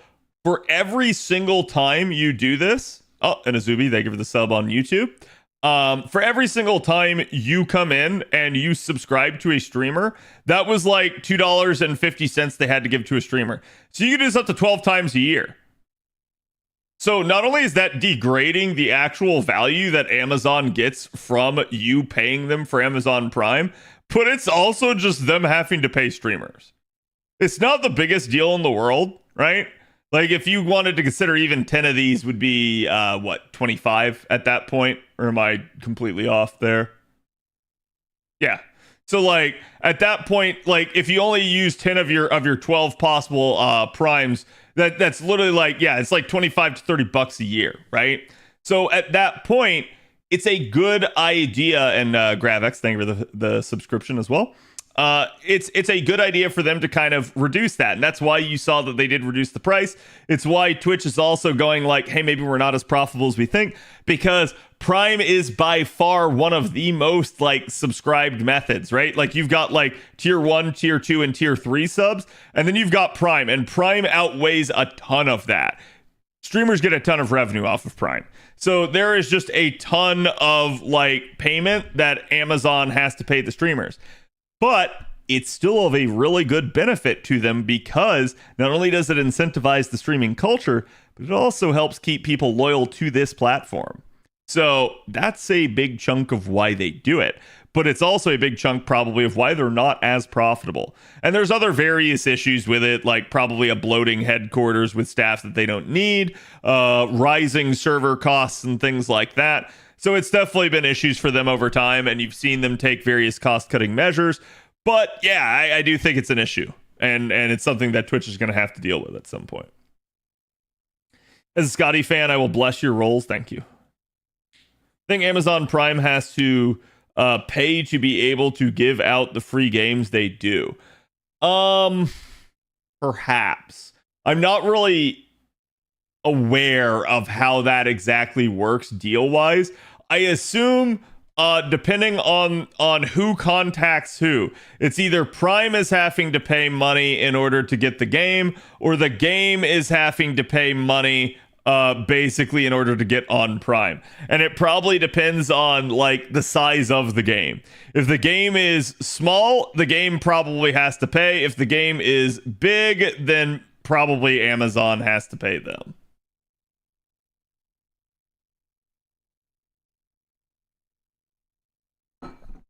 Most of the time people get an emote out of it and that's it. It's purely a way for people to support people. Yeah, I mean, I have a terrifyingly good idea for them, and that's that like they need to do something in the order of like customization of your avatar and or like color. You can already get some of that feature with Prime, but like straight up they need to do it where it's like, oh hey, a streamer can like set up these extra like things. And then if somebody subscribes at a higher tier, they get special recognition in the chat for being that. We do have that with badges, but I'm going to just be honest with you, and I'm going to say that most people can't tell what my tier 2 badge is from my tier 3.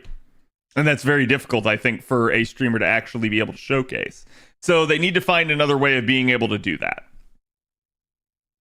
Good night, Turek. But yeah, I do agree with you. I think it's straight up, it's an issue of there's not enough benefit for subscribing at the higher tiers for people. So that's why most people don't. And I'm going to be real with y'all. Almost all of my tier 2 and tier 3 subs are people that are longtime supporters of the channel, and they just really like me and they want to support me. So thank you. I always appreciate that. But yeah, like it's straight up like they're not subscribing because like, oh, I need this extra benefit. They're subscribing because they want to support me.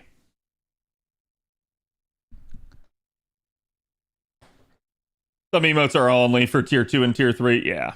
And to be fair, I have a shit ton of emotes, but like, yeah, I to a degree, I would still like more, right? I feel like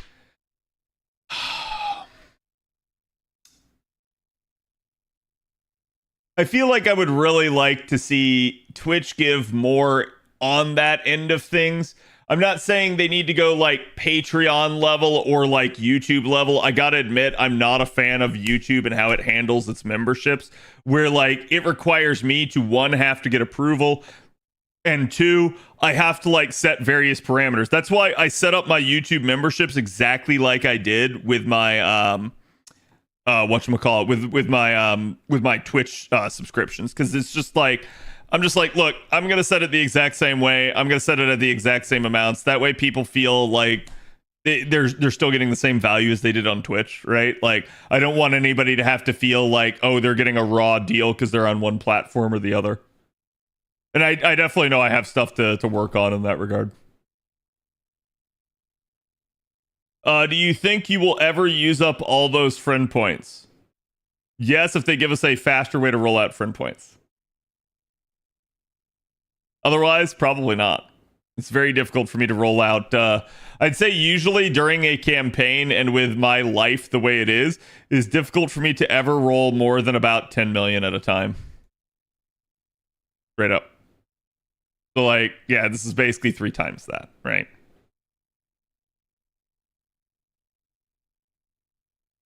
I'm still a ways they didn't find a faster way to burn FP. I think they do know it, and they're just not doing it yet, and I'm not really sure why.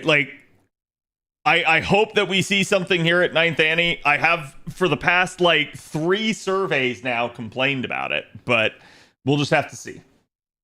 Actually, 2 surveys. 3 if you include NA, but 2 surveys on JP I've complained about it. And part of the reason why is because on JP every month I gotta roll out my FP every month in order to be able to Grail cast. I do not have enough naturally because I don't roll enough on JP normally. So every month I have to sit there and do it. In 2.5 years of this, I have never missed a Grail on JP. Not a single one.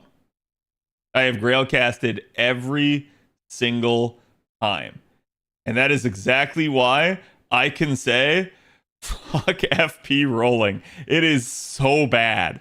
It is atrocious at how bad it is, and it is one of the worst aspects of the game. For a new player, FP rolling is exciting. For a veteran player, it is boring, tedious, and makes you hate it. Like, it is one of the few things that actually makes me consider, like, do I really need to play this server? Like with regards to JP. I just kind of go like, man, what if I just didn't play it anymore? And I actually have those like intrusive thoughts because I hate the FP rolling that much. But it's also me like being a min-max person and trying to like get the most I can without having to like spend money. So that's part of the problem. 100 roll friend points win. I mean, that would definitely help. I would prefer like a 1,000 roll. Or heck, hear me out, chat.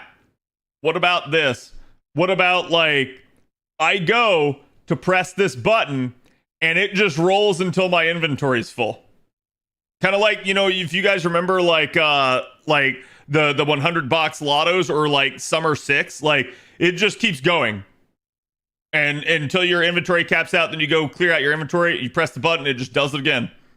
And then you press the button, it does it again. And like, it doesn't always have to be that way. They could just have a setting where it's like, oh, check this on if you want it to infinitely roll. And it just does it. And I'd be like, oh, thank God.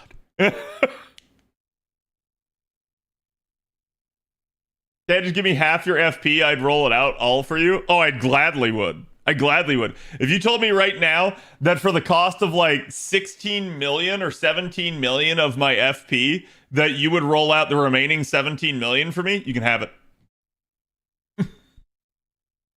Bet.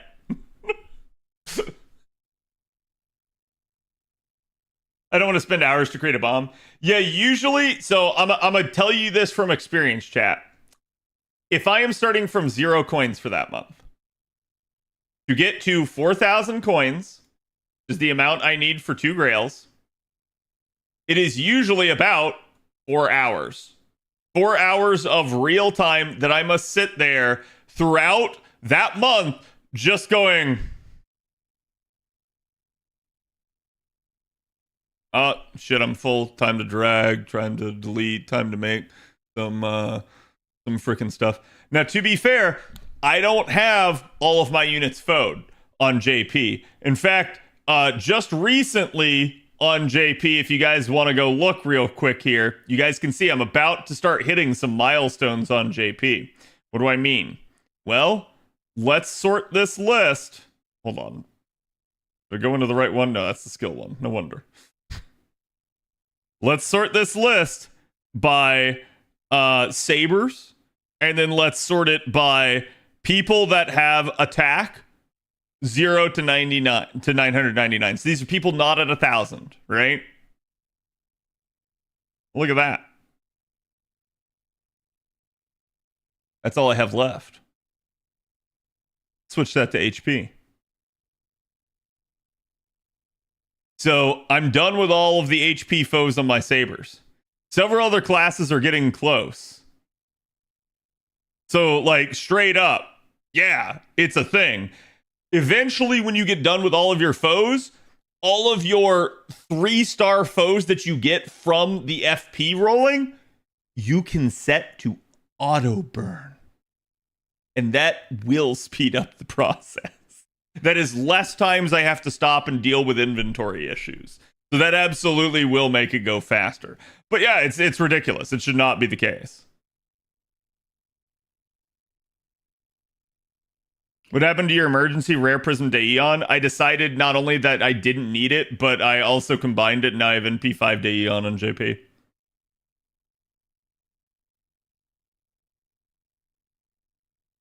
Because I'm sitting on... It's over 100, I think.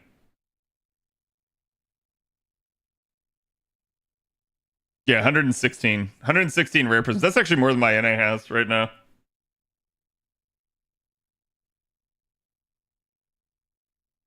Actually, hold on while we're here. have I purchased my rare prism for the month? I haven't bought the Bond Grail, but it looks like I did buy the whatchamacallit. And you guys can see, why aren't you buying Bond Grails, Cad? Because I got 30. This is why, like, I stopped buying Bond Grails long ago. JP gave us a shit ton. It's no longer really worth it to buy them. So I'm gonna say if you're someone on an A and you have like under 5, you should probably consider it. If you have more than 5, you're probably good until that point that they actually give it out. What about those gold foes? I could probably, but like my JP account doesn't roll often enough to be swimming in rare prisms, so a lot of it just is like, I usually, if I'm going to buy anything, I buy the crystallized lore, and then if I find that my numbers are going up over time, I will consider buying something else. If I find that my numbers are going down over time, I absolutely am not buying something else. So.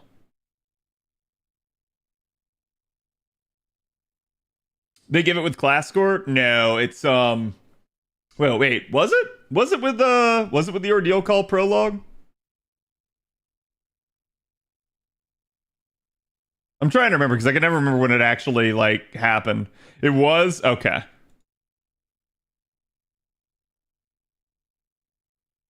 Free Shisho quest in the Rare Prism shop for you. You're not wrong. I just haven't had the time to deal with it.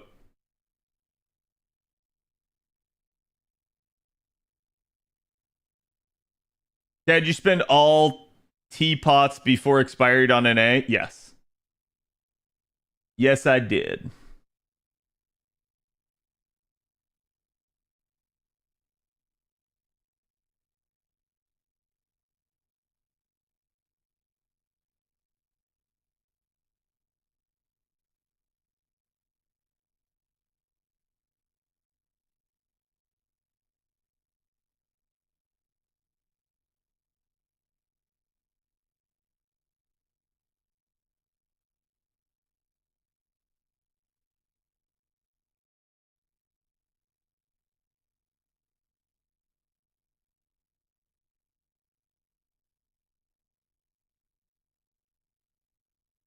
Just a second, chat.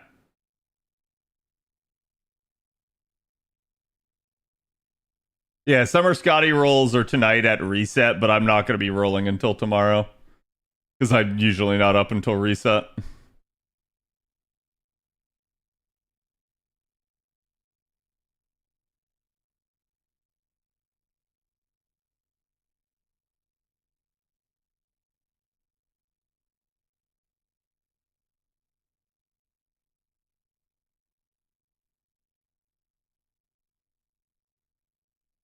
Hmm.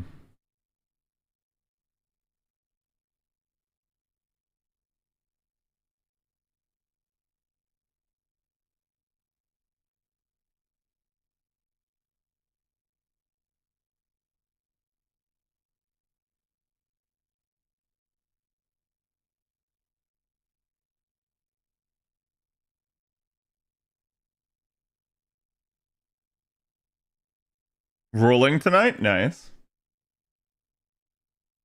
Yeah, I don't blame anybody that wants to stay up.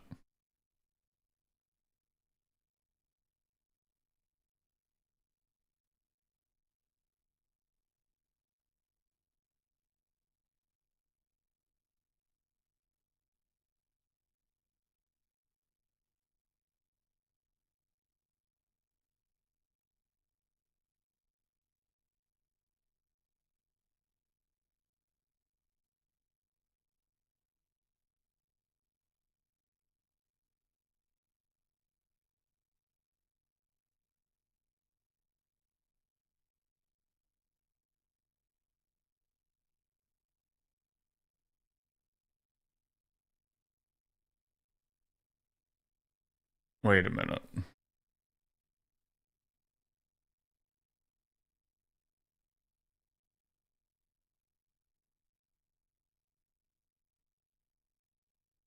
High hopes to get Scotty now? Well, hopefully you do.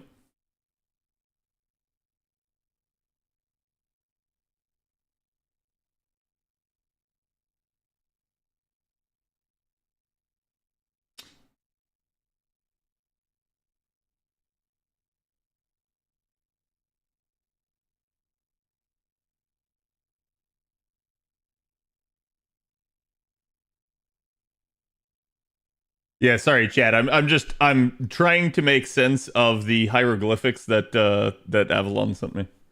Is your 90 plus comp? I mean, I have several that can do it. So it's I like chat got me to try out double Scotty Okitan or Okita, for instance.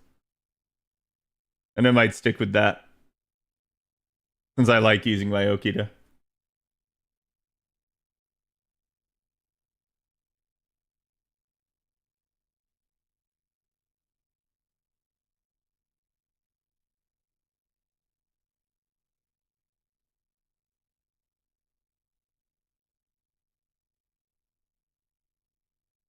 Okay, the Avalon, the biggest issue I'm having is what are your right two columns?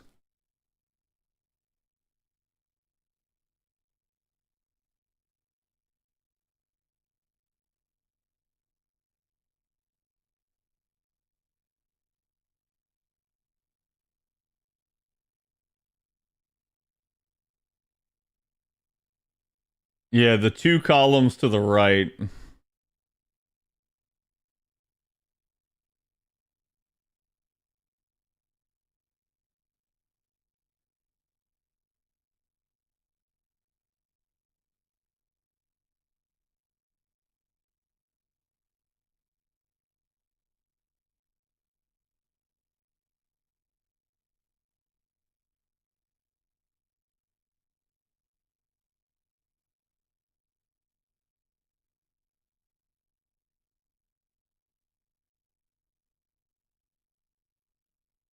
I've just been doing Oberon double Castoria with a non-MLB damage sheet when I use Hokusai, but that's I get that like somebody might not have everything.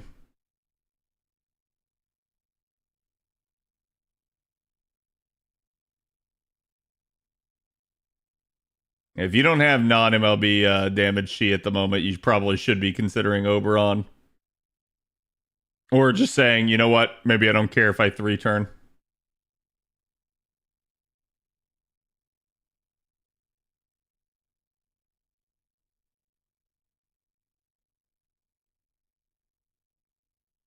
Yeah, that I got.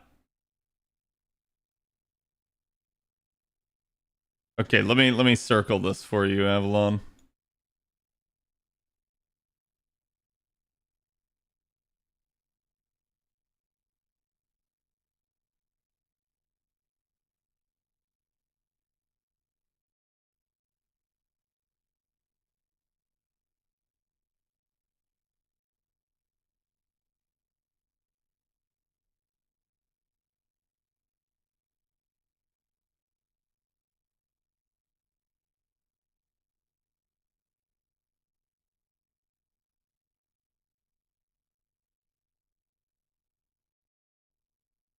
This is on me, by the way, chat. I didn't look at the thing that Avalon sent me ahead of time, and I should have. Like, that's not true. I did glance at it. I just didn't give it a fine-tooth comb.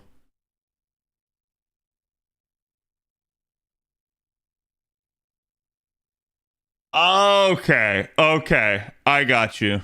I got you. Well, it doesn't normally come out to 1,000, does it? Like, isn't it always like some weird cockeyed number?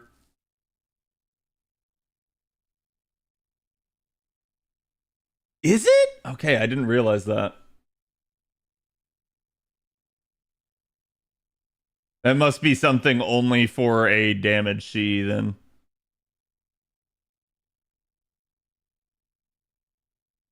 Okay.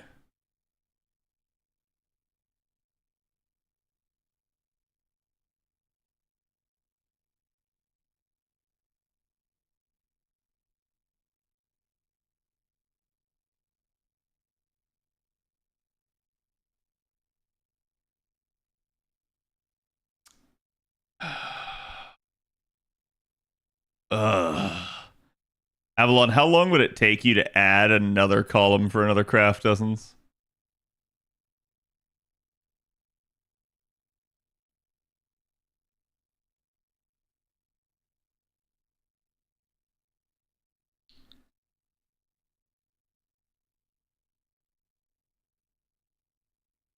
You know what?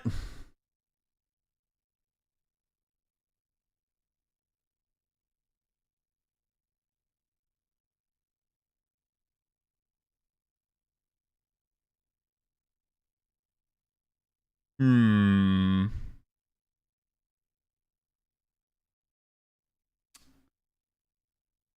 Yeah, like you know why I'm asking that.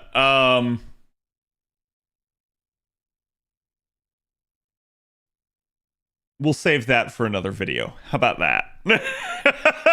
so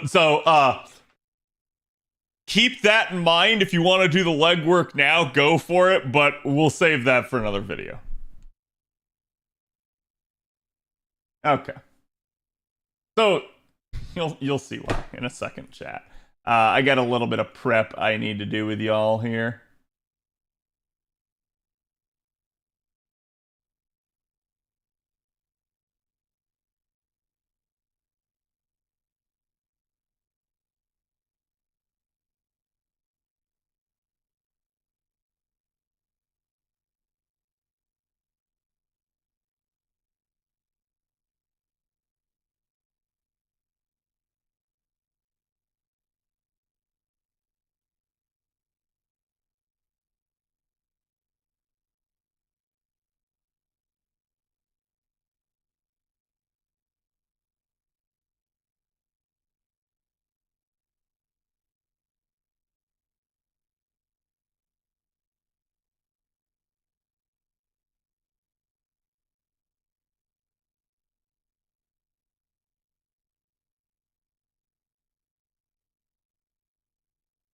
Okay.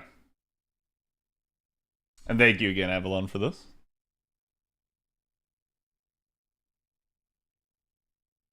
The right thing you understood, right? Yeah. It's the percentage change. Yeah. It's never like the difficult thing that actually confuses me. I totally get that sort of stuff. It's usually if the spreadsheet doesn't clearly indicate why you made a choice, that will fuck with me. It always has, always will.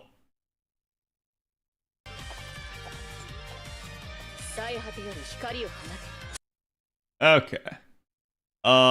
Chat. Let's pull some stuff open.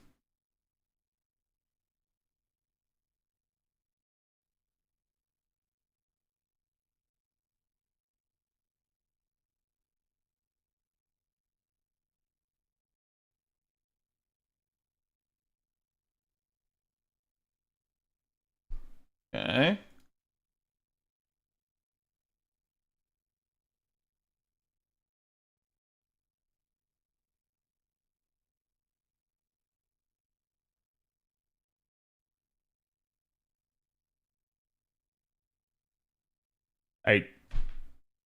Thank you, fandom. Very cool. I always spell Reigns wrong. Rhinus.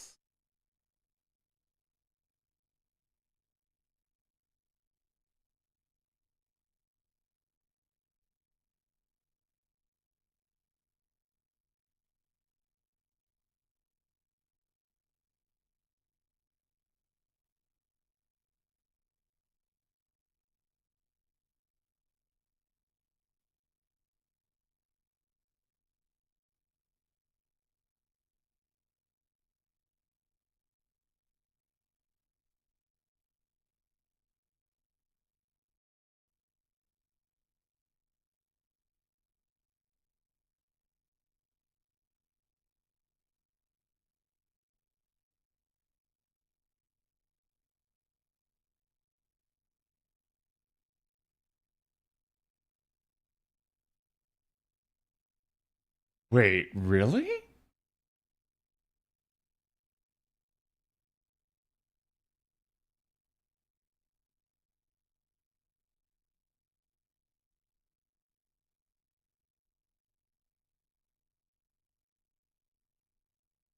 Huh?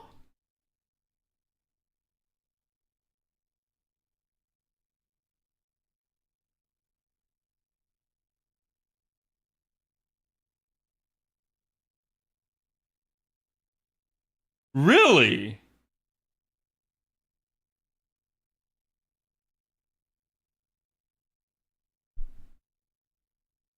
Okay. Oh, okay. I'm just surprised by that. Like, this immediately was like, wait, I smell a rat between these two sets, but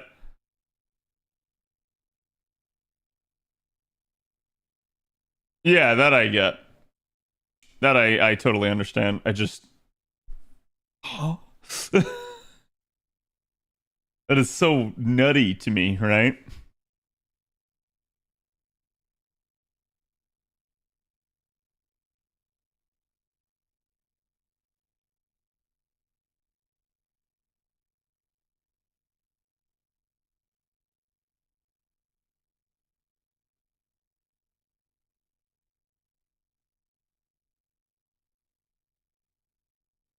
I'm trying to wrap my head around logically why that is.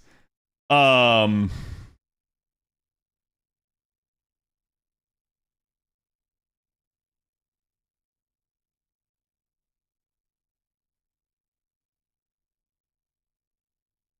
just doesn't seem right.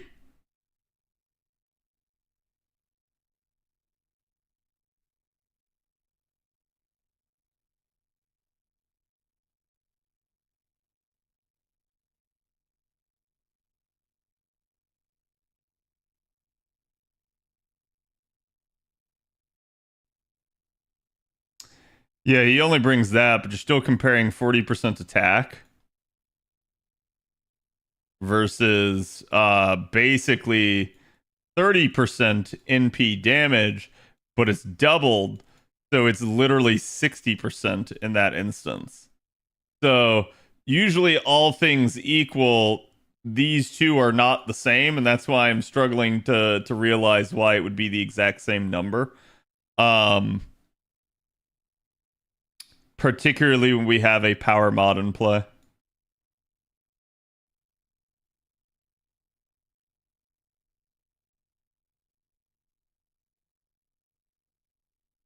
Which is going to magnify that, because power mod is additive with NP damage.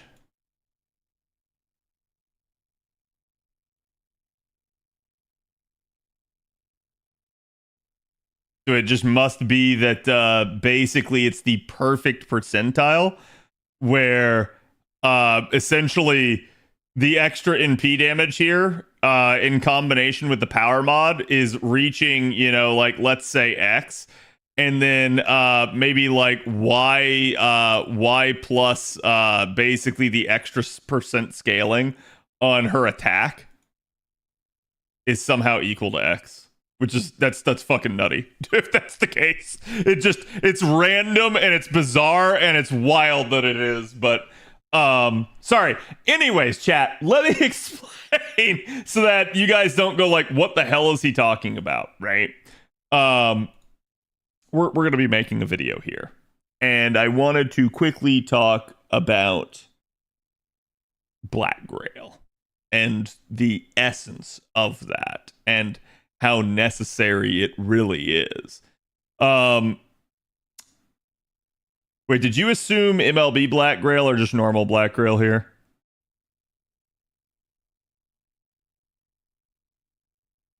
MLB 2K.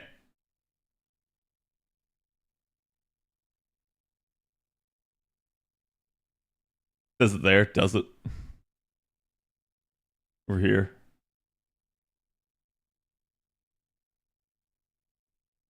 No? It will be level 100 Cs if applicable. Thank you. Got staring me right in the face. May I still summer Scotty? 2.5. All right. Let's get started. Oh, wait, hold on. Why is the image sauce not correct? There we go. Boom, chat. Moldy, they give it the 6 months.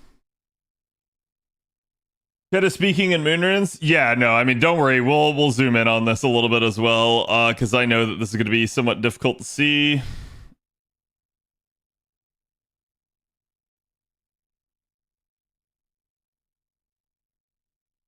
Hey guys, my name's Khadroth, and today I wanted to talk to you guys about Black Grail looping. This is often a topic that comes up in the community a ton because it is sort of the standard nowadays for what we consider to be the baseline CE of sort of 3-turn looping. Now, it's certainly not the baseline in the sense that it is a rare and difficult craft essence to get your hands on. It is not something that every player has, and it's certainly something that every player wants. But how impactful is Black Grail? And that's what we're going to kind of try to look at in this video. So obviously on the screen right now, you see a very robust and confusing spreadsheet, which I will walk you guys through here in a minute. But we're going to talk to you guys a little bit about the logic side of things first.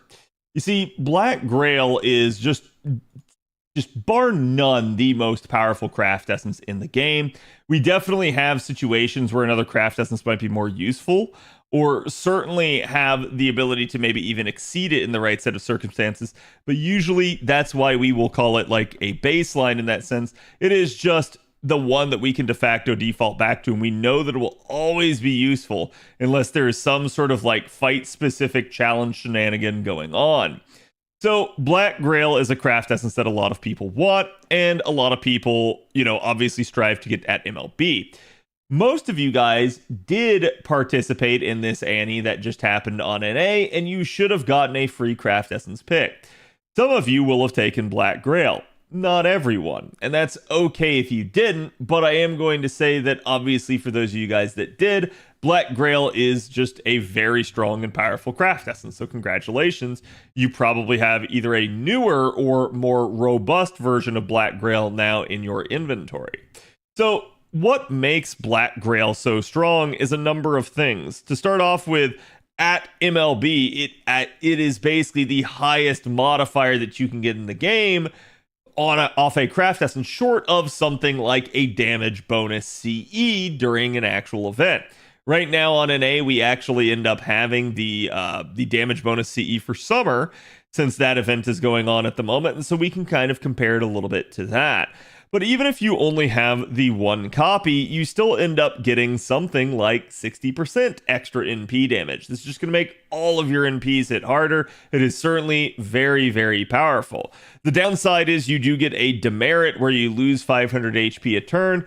But if we assume that this is probably going to be used in farming comps, then we probably don't have to care at all about this, as that is usually going to be a 3-turn scenario or less.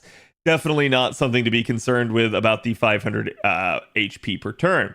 Where this will come into play a little bit more is in challenge scenarios where you maybe are going to have to go to the distance over multiple turns and potentially risk your character's life. At that point, certainly this 500 HP per turn can stack up and really begin to hurt, as you are going to be taking that chip damage from the enemy probably the entire time as well. We do have certain solutions like the Immortal or Invincible comp, however you want to call it, that can definitely help keep units alive for long periods of time, so running a Black Grail in a comp like that is certainly no real problem, as you easily will have enough healing and easily enough duration to keep going in most scenarios. But there are certain scenarios where maybe you're going to try to kind of go all out in terms of offense, and you're not going to necessarily be having a healer, where yeah, maybe if you're trying to get it done real fast, but still it's not doable in, say, like 3 turns. So somewhere in this maybe like, I'd say 10 to like 20 turn window right there, you could certainly have issues if you're running Black Grail and you don't have a healer, where all of a sudden your unit's just getting carted to death by the enemy, and it's, certainly not helping that you have this sort of accelerating their demise. One of the other really cool aspects to Black Grail is right here, and that's the fact that because it is one of the original craft essences in the game, it is still incredibly powerful with its all attack scaling. Most craft essences, they scale all on attack, only scale up to 2000 at MLB. Black Grail, on the other hand, ends up scaling up to 2400. It gets an extra 400 attack, and that is absolutely an amazing advantage that it has. Attack on a craft essence is definitely one of the things we look for whenever we try to ask ourselves, should we level the craft essence? There are some occasional exceptions to that rule where maybe you want to level a CE for challenge purposes that might have HP scaling on it.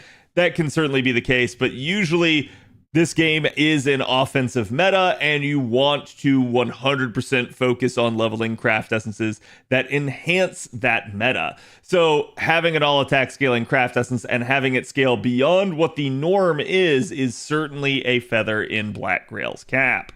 So Black Grail is just a patently strong craft essence. It is sort of our go-to option for damage dealing in any given situation.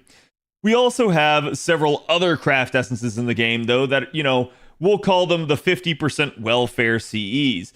They are not bad. They are still, in a lot of cases, all attack scaling, and especially the ones that you'll hear people like me try to tell you about is because, again, they are good candidates for investment and actually leveling up. And so you can see something like Ocean Flyer that came to us basically with Summer 6. And at that point, you guys should have all gotten it because they welfare to MLB. So you guys can have a really nice craft essence that starts you out with starting charge and NP damage and arts up. Now, obviously, two of these effects are good. They're offensive. The other one is maybe a little bit difficult to understand. It is a charge, starting charge amount.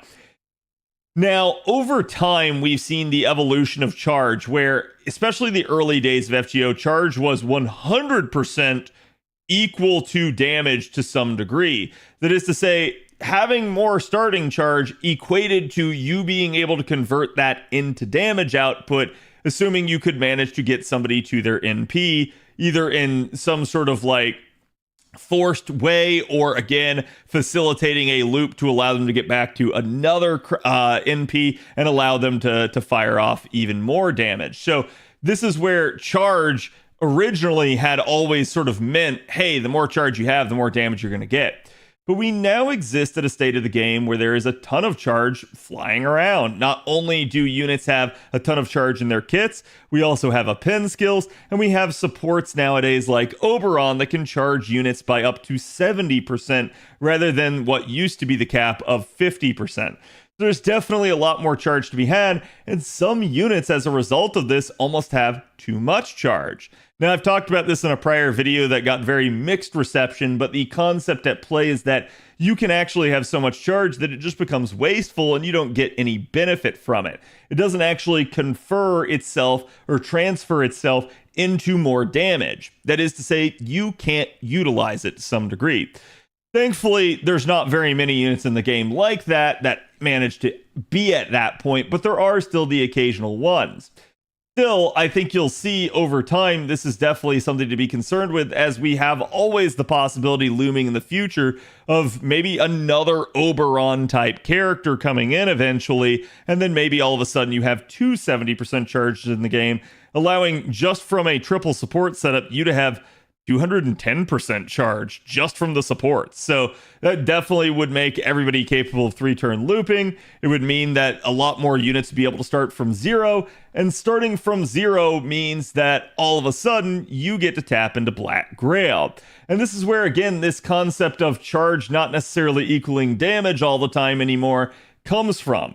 Because now you have units that can start from 0, whereas before there were very few and far between. Now a good chunk of the roster can do this. So Black Grail has become, again, that staple that a lot of people look towards when they say, hey, can this unit loop? And we reply with, yes, they are a Black Grail looper.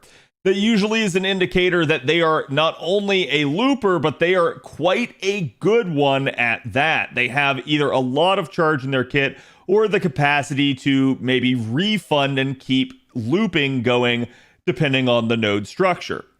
So Black Grail has always been powerful in that sense, but now all of a sudden it's starting to see more and more use in farming. And this is where Black Grail has started to pass, in terms of its usefulness, things like Kaleidoscope. Kaleidoscope has been for a long time sort of the whale tool. It's been absolutely phenomenal, but certainly in the past 3 years or so here, we can definitely see on JP as the focus has shifted way more towards Black Grail, as there are way more options for being able to start from 0. And in that capacity, Black Grail ends up just kind of power creeping and getting stronger. We also have units in the game like Oberon at this point that end up having a really robust kit, a kit that can give you NP damage, and a kit that basically, with the third skill, also can temporarily double up every point of NP damage. And you guys can see this right here. So if you ever had the NP damage buff, they can double up every source of it. That is incredibly strong. Not just for Oberon and his ability to buff NP damage to other units, but also for units' own kits and them having NP damage in their kit. But then also for things like Mystic Codes that can have it, and even Craft Essences that can have it. So when we start to think about a unit like Oberon and his ability to double up every source of NP damage up, and we start to look back at Black Grail, we start to see just how powerful this Craft Essence has become. It was already the strongest in the game, really, to that extent, and now it just got twice as strong thanks to Oberon, which is kind of nuts if you think about it. It's actually one of the big reasons why sometimes now even 10% charge can make the difference in a unit basically being just, middle of the road in terms of damage to all of a sudden I touch Black Grail, boom, my damage explodes and I'm topping the charts. So this is a big reason why you guys see this emphasis on Black Grail nowadays. It started out just with a lot of units having the capacity to loop, and now it's transferred into, but Oberon just absolutely allows it to go nuts, and that's a big reason for the focus. Now, you might be seeing Reigns on the screen here, and I'm pulling her up for a very specific reason. Reigns is going to be a baseline for this sort of thing. She is a 50% charging support. That is to say, she can give somebody else in the party 50% charge. She is standard in the sense that she is non-aspected. She does not have any sort of card type bonus, so she's not, quick specific, art specific, or buster specific. She can be used across all three card types in that sense, to the same degree that someone like Waver can. Someone like Waver is a little bit better at buffing the party with multiple damage dealers. Someone like Reigns, a little bit better at buffing one specific damage dealer. And so in that regard, we can take a look at her second skill here. It is a targeted increase to their attack up for 3 turns, going up to 40%. Now, you will denote that with Oberon and his first skill, it went up to 30% for the NP damage for 3 turns that he can give the rest of the party. This is also a really useful effect. But when you consider that every source of NP damage that Oberon brings to the table can be doubled, this 30% is 30% on turn 1, 30% on turn 2, and then 60% basically on turn 3. So it gets really, really nice in that regard. So that means that a unit like Reigns is basically going to end up with sort of the same increment over 3 turns, where she could provide 40%, 40%, and 40% for a total of 120% across 3 turns. But you've also got Oberon here with 30%, 30%, and 60% here for the exact same percentiles overall. The difference is Oberon gives you less power for the first 2 turns, where you probably don't need it as much. But then he gives you way more for the 3rd turn, where you almost always need it in a farming scenario. So this is definitely a little bit more of in favor of someone like Oberon. So why am I bringing up Reigns then in that regard? Well, part of it is because for the same reason we brought up Ocean Flyer. In order to compare Black Grail and to really understand it, we have to kind of break things down for you and put things on a little bit of a baseline. We have to have certain controls so that you guys can understand where a unit will end up. So on this spreadsheet, we actually have several different units. The first one of which here is going to be Hokusai. And we are going to compare her basically in a normal conventional composition. So this is going to be something like, say, for instance here, Hokusai with 2 Castorias and a Reigns versus Hokusai with 2 Castorias and an Oberon. And you're going to see the difference that makes. But we also didn't stop there. We have the comparison of hey, no craft essence, using Ocean Flyer, and then using Black Grail. And not even just that, we also have a split stat power mod damage bonus CE from an event, as well as a all attack stat power mod damage bonus CE from an event. Now, it certainly is going to depend on you potentially leveling those craft essences up, but it is what it is. We are assuming in this comparison that all the CEs are MLB and level 100 if applicable. We are also using basically the Neo plug suit, the more robust version of the plug suit for damage purposes. But keep in mind, this is mostly just for demonstration and comparison, not necessarily for trying to showcase, hey, we've min-maxed everything and this is what you guys need to do to use Hokusai effectively. So, with that in mind, we can now look, and Hokusai is a unit that actually does have super effective niche as well. And you can see that across the 3 waves here, for instance, with no craft essence, here's your control for Hokusai. She's going to be doing about 95k for those first 2 waves, and then 127. And then from there, we are going to end up having something like Ocean Flyer, where all of a sudden now you've got that inclusion of that arts up, that NP damage up, and boom, this unit gets a little bit stronger with each and every wave. And you can see just how much that jump is going to be. But then we can include a Black Grail, and dear God, especially for the first 2 waves, the damage just about doubles. So really, really crazy there. Wave 3, not nearly as significant of a jump, but still very huge in the regards to the prior 2 comparisons. But it's still going to fail in comparison to something like a damage CE. And this is an important thing to understand, that damage CEs are usually going to be worth your time. Part of the reason why is because when they are MLB, they are providing 200% extra power mod. To understand this, you need to understand that NP damage and power mod are in the same group for buffing purposes. What does that mean? Well, for instance, if you were to have an attack buff and then another attack buff, they will combine additively. If you were to have an attack buff here and then a card type buff, they will combine multiplicatively because they are in different groups. Same thing here if you have a power mod or a NP damage source. These two, a power mod and an NP damage source, will be additive together. But either one of them combined with either one of those other sources will be multiplicative. This is good. You want multiplicative scaling because it just means that it gets stretched even further. You're going to get more benefit out of it. So combining all your different types is usually a good way to get more damage. But the reason that I'm bringing this up is because this does mean that something like Black Grail and a power mod craft essence are kind of samey. The difference that you're going to have, though, is going to be Oberon and the amount of power mod scaling you get from a CE. This sort of comparison gets a lot closer if we start talking about a non-MLB damage CE. And what do I mean by that? Because a damage CE in an event at non-MLB is usually 100% extra damage. There are some older circumstances where non-MLB was 50% and MLB was 100%, but usually it's non-MLB is 100% and MLB is 200%. So if you start to consider something like that, then even with an MLB Black Grail at 80% there, it's still not going to beat the 100% power mod that you're getting. Now, again, the thing to consider here is Oberon.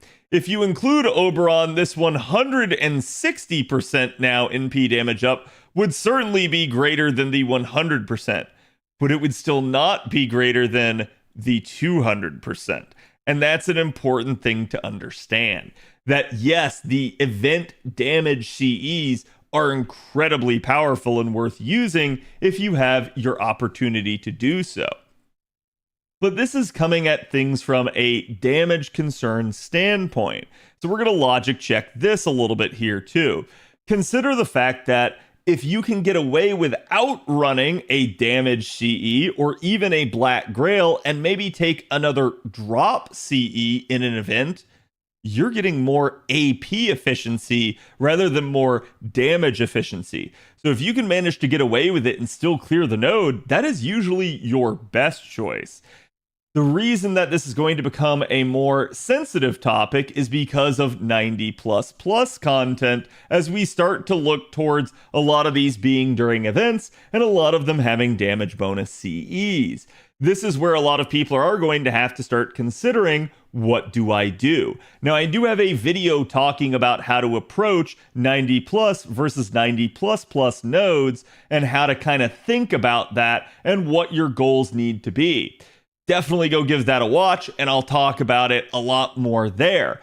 But the idea at play here is that you are considering whether or not you want to be efficient in number of turns, basically in terms of your AP per drop, or again, maybe just some other factor in there. Maybe time is a factor like in a lotto. So there's definitely concerns regardless of what you're trying to do.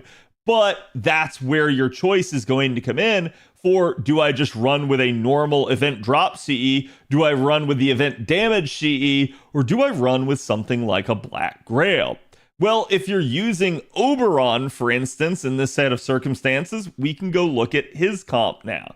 So you can see, basically, you're going to be having 96K here for the first two waves, and then 169, nice, for wave 3, and then certainly with Ocean Flyer, it's getting better again. So Ocean Flyer, obviously adding, additional card type up and additional NP damage up, and it's going to be pretty nice. And do keep in mind, the NP damage up from Ocean Flyer also gets doubled with Oberon. So it's definitely to that benefit, and it's why you'll see these numbers stretch maybe a little bit more, especially on the third turn.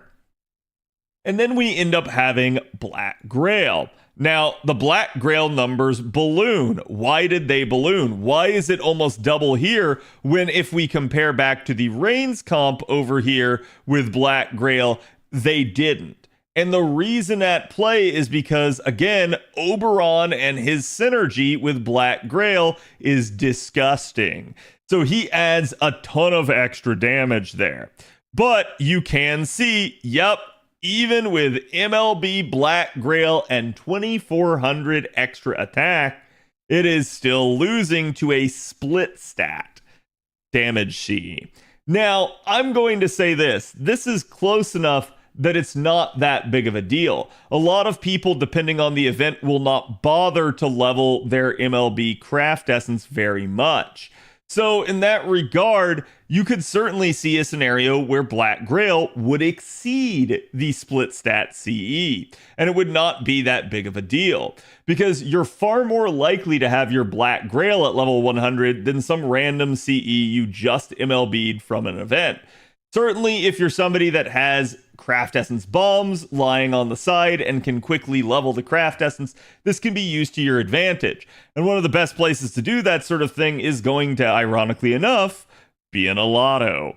Outside of the lottos, I don't really recommend it. But during the lotto, I absolutely do recommend that you consider it. You might not necessarily want to do it, but it's something that if you decide, hey, I'm just too shy otherwise, it can be a thing. Where you'll probably really want to do it, though, is going to end up being on the 2000 attack scaling CE, and that's actually going to be the smarter choice, because then the damage gap widens significantly. There's definitely the advantage to the all attack scaling variant there. Do keep in mind as well, just a little bit of a pro tip here. If you guys do manage to MLB a damage craft essence in an event, and you find that the craft essence is otherwise not that useful, or maybe you got a ton of extra drops of it, and so you don't care too much about it, you can actually take that old craft essence if you don't think you're going to use it anymore, and feed it into a new damage CE for the next event that you try to do that with. And that's an easy way to actually just go ahead and transfer it out without losing your craft essence bombs. The only thing you lose is the original CE. So that's, again, a little bit of a cheap trick, but it does work.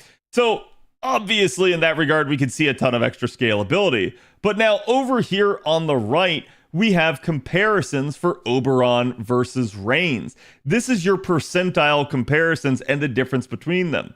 So you can see the difference between using no CE and Ocean Flyer is about 1%. Ocean Flyer is going to be a little bit better than it. Obviously not the best in those sorts of circumstances, but definitely interesting. And then you can also see stuff like Black Grail popping off a little bit more. And definitely some raw power there in that regard. You can also see that basically Black Grail ends up just being a pretty decent shift percentile to percentile across the board, as it represents a pretty monumental increase here from basically, at this point, Oberon versus Reigns. Now, the thing you need to understand too, and this is a wild thing that we caught wind of, is that yes, there is absolutely no change in this one particular scenario between using a Reigns and her numbers and using an Oberon and his numbers with the damage CEs. That's kind of wild, but it is the way it is. So the important thing to denote here is that, yes, we have included, again, the percentile differences on here so that you guys can understand the amount of impact that Black Grail is making. I understand it can get a little confusing. The big thing I want to say, though, is that I want to paint a clear picture for you that Black Grail is obviously scaling your damage, but by how much? And you can definitely see that even if we include the super effective man attribute in here, we're not really getting all that different of results from the top numbers. So adding in something like super effective damage doesn't really matter. And the reason why? Because super effective damage, if it's always in play, is always multiplicative. Yes, I just spelled sex on the screen. The idea here is that super effective damage is going to be really, really good. It is its own damage category, and that's why any of the other calculations dealing with, attack and defense down and stuff like that, dealing with card type modifiers, dealing with NP damage and power mods, all of those are their own categories. Super effective is its own category. So it's always going to be multiplicative, and so it's not really going to change that relationship too much. You're going to see a little bit of wiggle, but not really very much in that regard. And then down here, you guys can see this is the comparison, basically percentile-wise, between Hokusai and Reigns on the individual craft essences. So again, you can definitely see some variance in here. Black Grail just kind of coming in as the baseline, and then certainly there the event Cs and them being over the Black Grail even and how much damage it can make.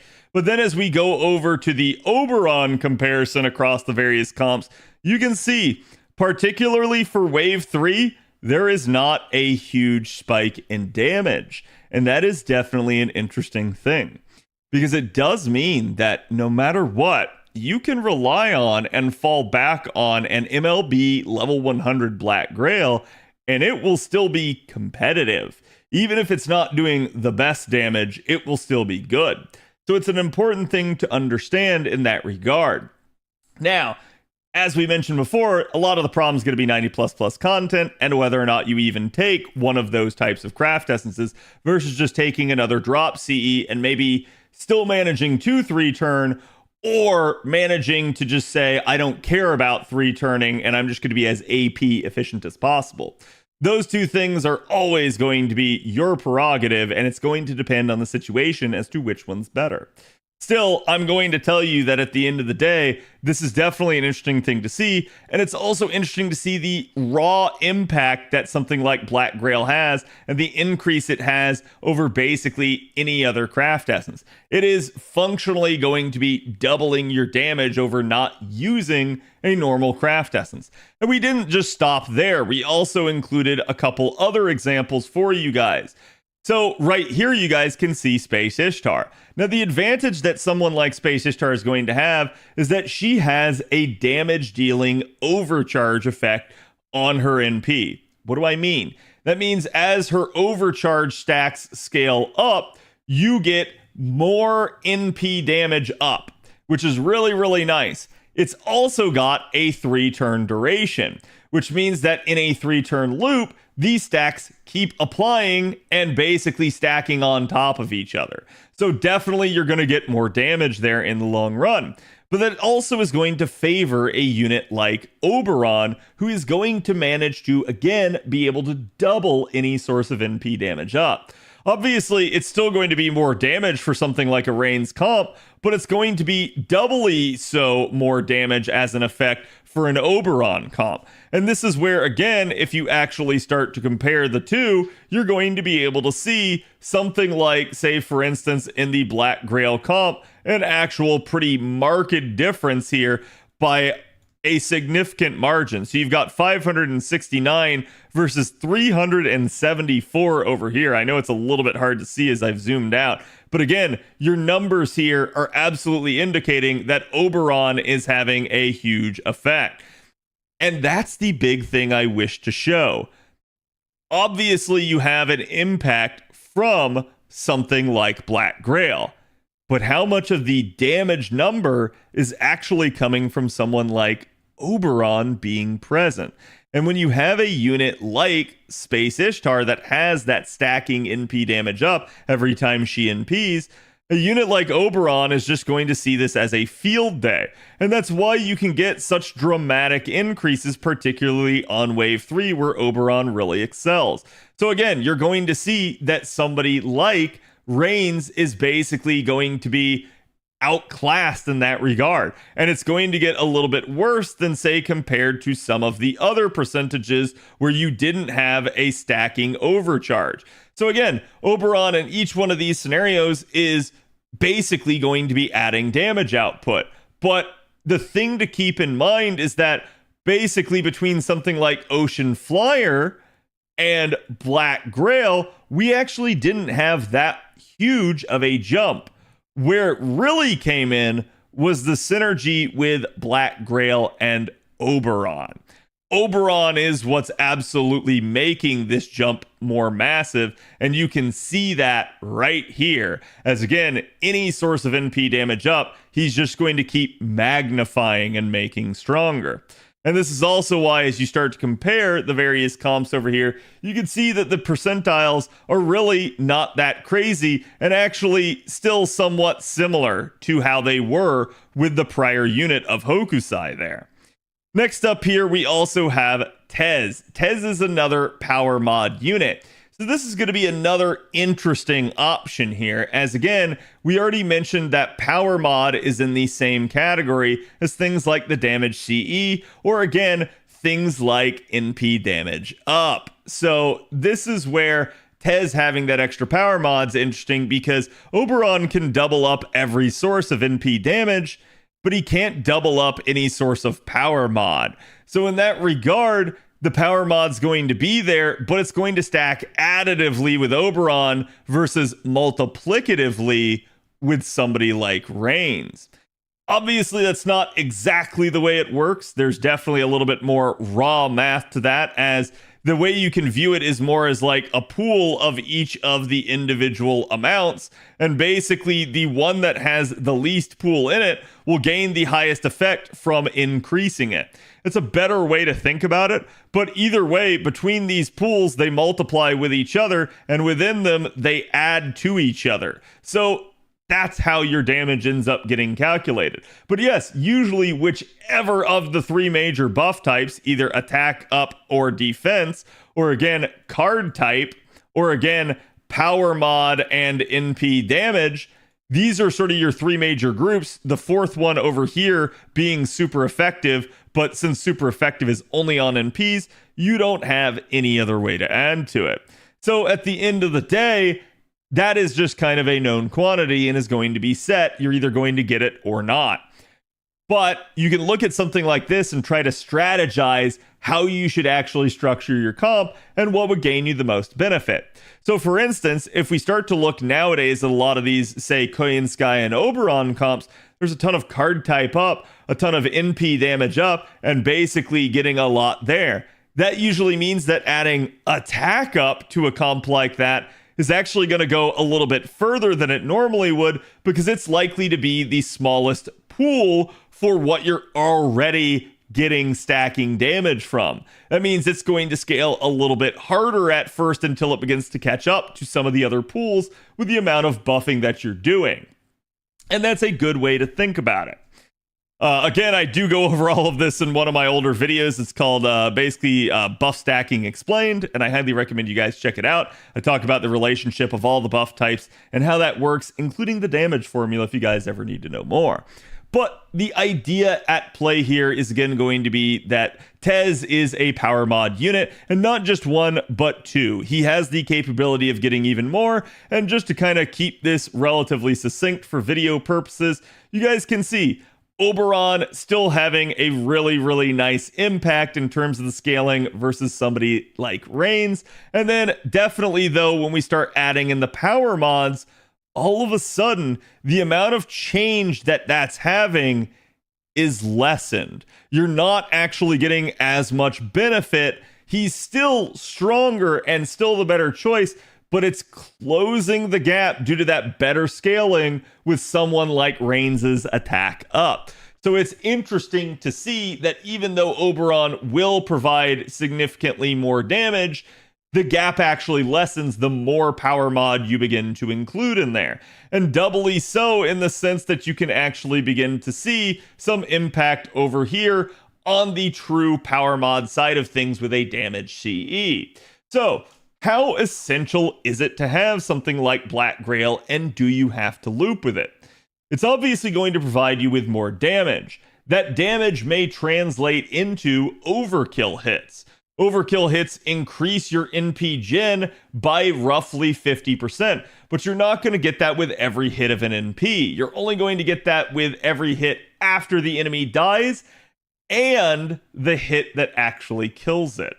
So you can get some decent overkill from that, or overgauge if you're going up against a break bar, but either way, they both kind of work in the same way, and it will be an opportunity to get more NP gain out of that.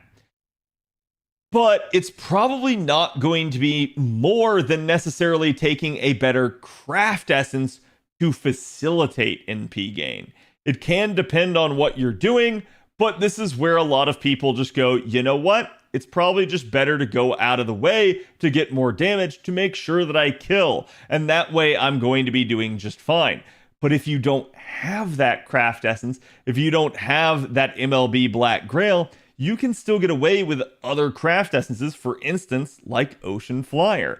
They are still going to add to damage. They might give you some charge so you don't need as much refund, and they're going to just make your life a little bit easier. So Black Grail is still the gold standard for what we look for in terms of actual damage and looping, but it's not necessarily required in all scenarios. The biggest place where you're going to find it to be a requirement is, ironically enough, 90++ content. But in the same vein, in 90++ content, a lot of the time you're going to be in the middle of an event and you're probably going to have a damage CE. In the same vein as well, you might be more concerned with AP efficiency and getting the maximum amount of drops, and then you're not going to be taking either the damage C or the Black Grail. You're going to be taking a drop C either. So Black Grail certainly has a huge impact on damage. It certainly can help you out in the looping department in getting more overkill. But it may not be the craft essence that you guys actually end up using in the majority of scenarios. Black Grail is still really useful to have for one-shotting things and for general purpose farming outside of events. But as we start to consider a lot of the high-end content for farming coming from events, it's not necessarily got as big of an impact depending on what you're trying to do. Anyways, I hope you guys found this informative. Let me know what you guys think about Black Grail. Also, I will have an upcoming video for you guys soon on a new variant of Black Grail that will be coming to NA that you guys should all keep your eye out for. So again, definitely make sure you like and subscribe for more, and I will see you guys for the next one. Okay.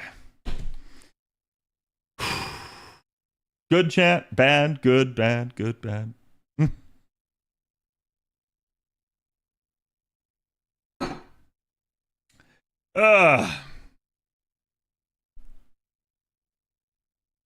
Bad because you smelly? No, you. Not me, you.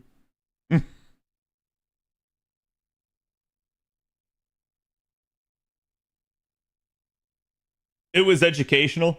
Yeah, I've tried to talk to you guys a little bit about buff stacking. I think I need to mention it a little bit more in some of my videos because one of my oldest videos on the channel is Buff Stacking Explained. If you can watch any videos on my channel, and I'm dead serious on this, there is like 3 that I would tell you guys to watch. One is Buff Stacking Explained. The other is Looping Explained. And the other is Instant Death Explained. Go watch these 3. You will be so much smarter after watching them. You will understand so much more about the game, and it's just actual, like, mechanics at that point. Okay, true. I did forget about the CE Bomb video.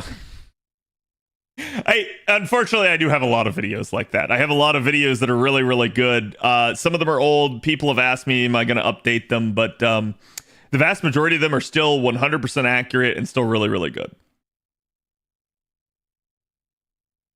The guy who helped them make the graphics on those is Smelly. So you would think if you didn't know that Bob is insulting Avalon, but the reality is Bob is insulting himself. Because my old videos, Bob helped out with a lot of that.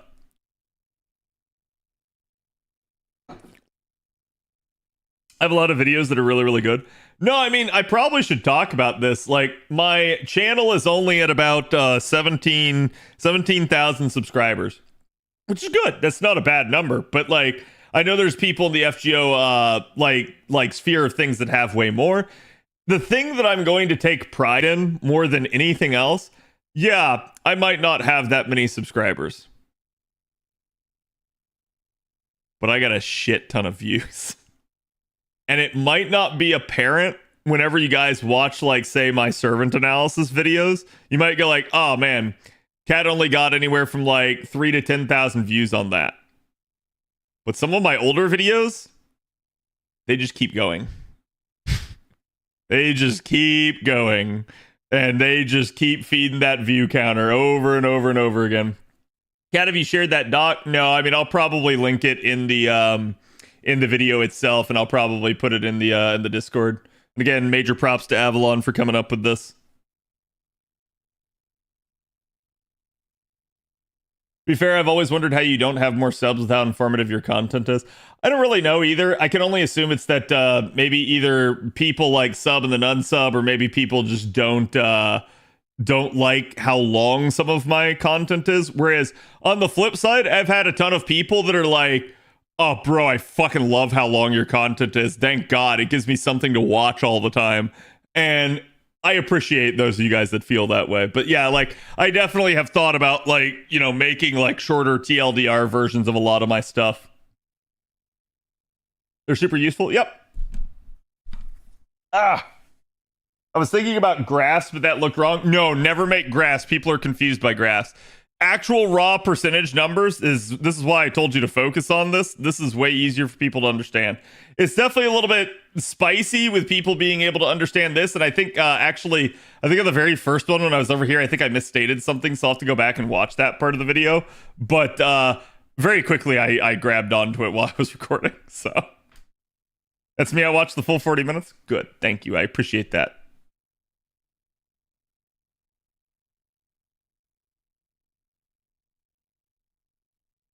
Not gonna lie, I can't unsee the French flag and the colors.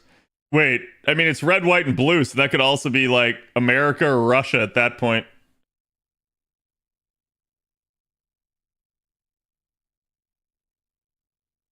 Because they're half true. But maybe if you add them together, they're one. Right, but they're also in the order. Oh, yeah, you're not wrong. You're not wrong.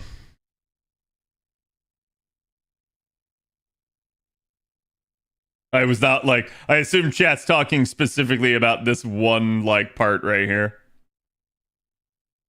Could be Iowa's flag. Yes. But no, I mean, again, so the best part I can regale you a little bit with here, and this is a little bit of channel lore, not necessarily CAD lore, but you know, when I first started streaming FGO, it was a long time ago. And when I first started, there were people around, there were people that were informative and knew the stuff, right? That being said, and I'm not going to like call people out and say like, oh, their content was bad or anything like that. But the thing that I noticed is that a lot of people would kind of speak to you. They would tell you X equals Y. Okay? And you would understand that X equals Y. Why? Because they told you. But you didn't understand why. They never told you why that was. And that's the big thing that I tried to set out and do for everybody, is I tried to shed light on this sort of thing, because I did notice that a lot of the like minds in FGO knew the stuff, but were keeping it to themselves to a degree. And I set out to be like, you know what? Let's educate everybody. Who cares, right? Like, yeah, it certainly would have been better if I just became one of those types of people and I just said, I know it, and now you must come to me to find out, because I'm not going to tell you. But there's no real benefit to that long term, because eventually people find out, right? So I just figured, let's accelerate the process and let's educate the community. And that's the big chunk of what I've done. And it's, I will say this, it is kind of wild in that regard that I have certainly over the years like seen people rip my content off, using my content without permission, and basically not give me credit where it was due. So it is what it is, but I've just kind of tried to say that like it shouldn't get in the way of me at least trying to like be the informative content creator for people that I can be.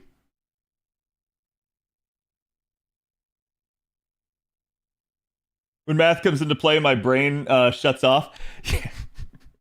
I know that discussion me and Avalon were having right there at the beginning, and I started using the X plus 1 equals Y, that like starting to think about it in that sense, like it was hurting people's brains, right? But and this is really funny. I'm gonna tell you guys something right now. I'm not the math guy. I'm not the math guy. Avalon, Bob, they are far more math people than I am. If anything, I'm more the logic check on them. I am the guy that will go and do stuff manually and figure it out that way. Because I understand the core concepts and how they work. I understand the math side of it. Just don't make me do the math. That's straight up me. So that's why like I do get help from them on like, hey, can you guys help me out with the heavy side of the math stuff? Also because I just simply don't have the time to do it a lot of the time. But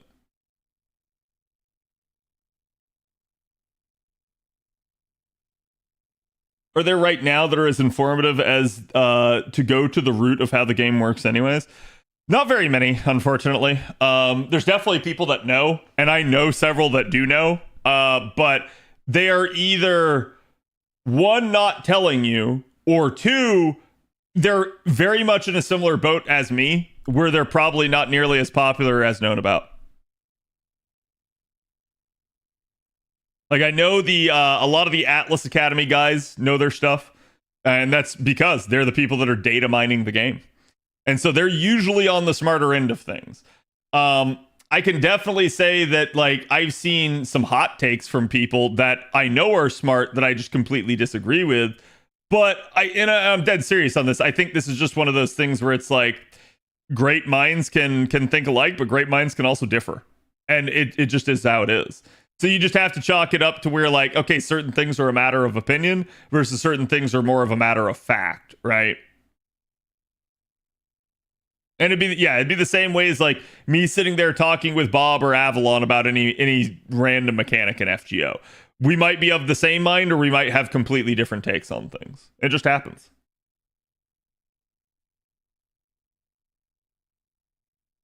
I shaved for Scotty rules tonight. I hope that she appreciates it. Did you wash your feet? Chat, go take a shower. That's the best advice I can give you. But no, that's a big reason, like, why I set out to do all that. I didn't like people clutching their pearls, holding information back from the community, and I wanted to actually shed light on all of that. So, and that's, in all seriousness, I think a lot of people have looked at me over the years and they've been like, oh, CAD's doing, you know, A, CAD's doing B, CAD's doing C, this is why CAD's succeeding. And I'm like, no, a lot of the time, the big reasons that I've managed to grow are usually a factor of a couple of things. It's consistency, it's kind of having a brand and sticking to it, and it's straight up that, like, yeah, no, I just always have taken this open-minded approach to things of, you know what? I'm going to get you the answer. Like if you ask me a question, we'll have the answer. And if we don't have the answer, it's either because the question was probably way too vague or specific to you, or maybe I didn't know it. And if I didn't know the answer to the question, I'm very much of the opinion of, fuck it, let's go look it up. That simple. Right? Like, it's, hey, you asked me a question. Instead of telling you some bullshit response, I'll literally admit to you I don't know it, and we'll go look it up together and we'll both be smarter. Versus me lying to you, trying to act like I know, and then we're all dumber for it. I don't understand why people do that. I would much rather be wrong and get to the right answer than to like, oh, I don't want to ever be wrong, right? Sing, thank you for the follow. Did the account review days, I learned a lot from those reviews. Yeah, and that's why, like, you know, again, account reviews were really rough on my voice. They took a shit ton of time, and I really felt bad for a lot of the people that I couldn't get to in that time. Oh, also, I don't know why, but I didn't see it, but AP, thank you for the 40 months. Or sorry, 56 months, 40 minutes ago. It was probably during the video. But straight up, like, yeah, I think that was kind of the issue that I noticed is, wait, what was I saying? Now I totally forgot.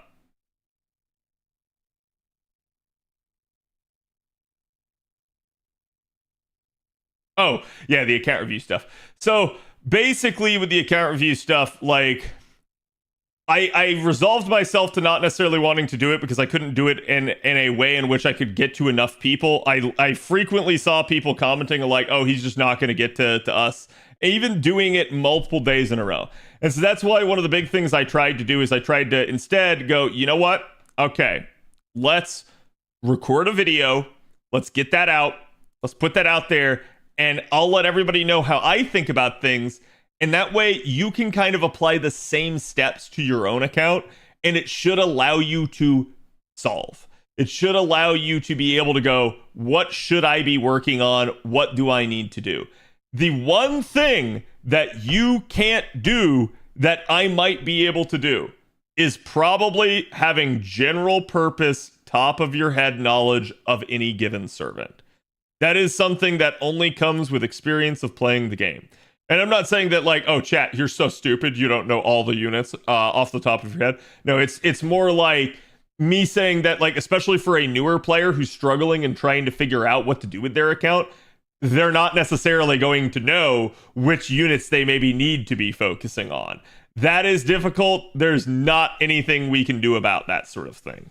So it's like, especially because it changes over time. But usually there's a couple of key ones. And I talk a lot about that in like the new player guide. And I go like, hey, here are the units. Here's why they're good. Here's why you should focus on them. And I basically give everybody like a laundry list of like, here are like the really good 3 stars and lower. Here are the really good like supports that you need to be focusing on. And then again, like, hey, here's your initial 4-star pull and 5-star ticket. Here's how to approach both of those as well. I'll take a rash is overrated.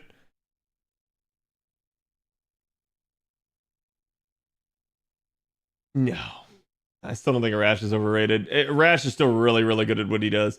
I think, if anything, it's just that a rash's usefulness is diminished somewhat by the inclusion of Habitrot and now Chen Gong into the roster.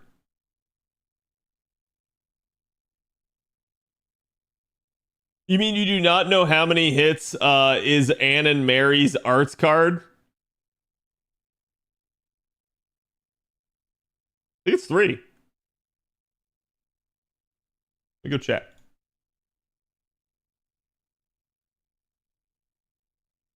Oh. Yeah, no, it's 2. Okay. I actually, so do you know what I did when you asked me that? I visualized the arts attack in my head. I'm not even kidding you. So that is straight up what I will do with some of this stuff. It gets difficult if I can't visualize it all, and I guess that one I didn't, right? But like, yeah, no, that's usually what my brain does. My brain goes like, all right, pull up servant file, blah. All right, what does their arts attack look like? Boom, and that's how I remember it a lot of the time. If I can visualize their animation, I can usually tell you how many hit counts there are.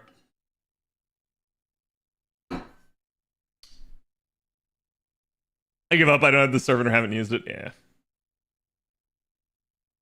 Coin of Light arts crit comparable to Arish's arts crit?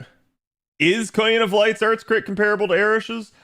I don't think so. I'd have to go double check. But I mean, part of the issue with Arish that a lot of people will talk about is like, yes, so not only does she have a single arts card at 6 hits, she also ends up having 0.54, which is not bad. It's actually pretty much on the average nowadays.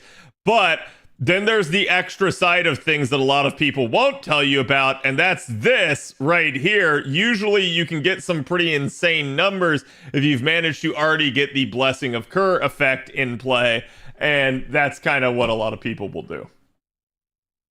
Yeah, like, you can get some pretty dumb numbers off of Arish's arts crit, whereas like someone like Koyan Sky of Light, Koyan Sky of Light's not bad either. It's a 4-hit single target at 0.76, but she doesn't have that NP gain aspect. So it's not necessarily going to go as far. Yeah, that's true. I did forget about the passive as well.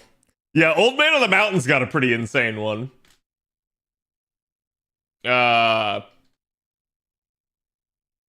I was gonna say it always redirects from that. So his is arts 3-hit. He's got a 1% though, which is pretty nutty. And again, he basically just has nothing else in his kit that's really going to significantly add to it, but just, again, just some really, really powerful stuff. So usually how you tell is if the unit has a single arts card, that arts card's usually going to be impacted some way in order to perform good. But it definitely comes in varying degrees. Bang, thank you for the follow.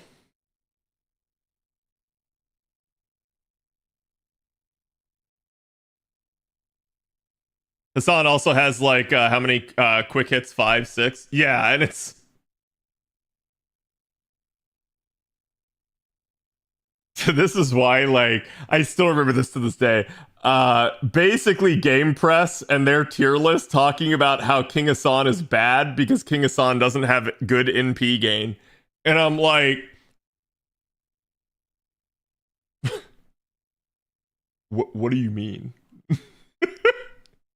And I'm like, I feel like to anybody that's actually used King Hassan, you know.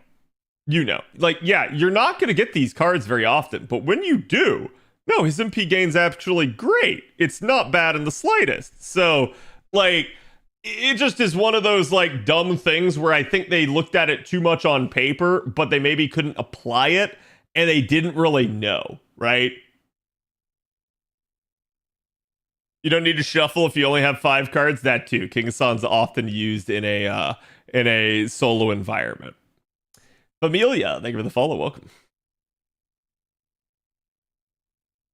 Kat, is it worth it to use bonfire on welfare? My Saber Hogue size max bond now, and I want to farm the 90++ node.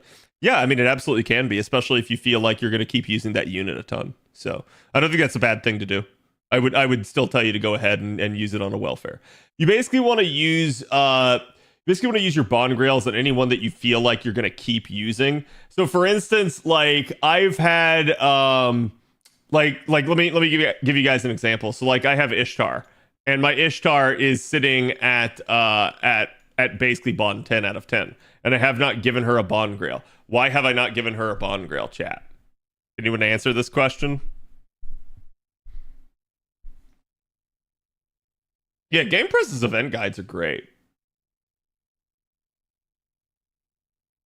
It's not a saber face. You're not wrong. Archer class is dead? No. You're a saber lover? No. Because you don't need her? No. Because you hate Ren faces? No. You won't use her. Getting closer. You can't use her everywhere. I wouldn't necessarily say that, but yeah. No reason to use Ishtar. Now you're getting a lot closer. You don't like Ishtar. No. Other archers can be bonded instead. There you go. So the issue at play here is I have an NP2 Ishtar. She's not bad. She's definitely useful, and I have used her even sitting at bond 10. But the problem at play here is I still have an NP2 Gilgamesh. Gil's doing great. I also have an NP5 Archer. So when chat said it's not a saber face, that's not the reason why, but I do have a saber face that is far more robust than my Ishtar, and that definitely doesn't help things. So in that regard, yeah, I definitely have both options available to me still. If I felt like, okay, hey, now I'm going to be using my Ishtar a ton, I do have enough bond grails, I could go slap one on her. But otherwise, I ask myself usually, how much am I going to use the unit? And in that same breath, what are the odds that I get to bond 11 in any sort of timely manner? So I'm talking like literally even in like a year or two. If I don't feel like I'm going to get to bond 11 anytime soon, I'm not giving them a bond grail. It's just probably because I'm not going to be using them that often. Yeah, should we quiz the streamer? Go for it. However, be careful. I might point out that one of your questions is wrong. Like, Ishtar is very good. Yeah, Ishtar is fantastic. I'm not saying don't bond grail your Ishtar. I'm saying I specifically don't need to, right? Name all the knights of the round in alphabetical order. No. That's simple. Do you know how many knights of the round there are? And if you say yes, you're a liar.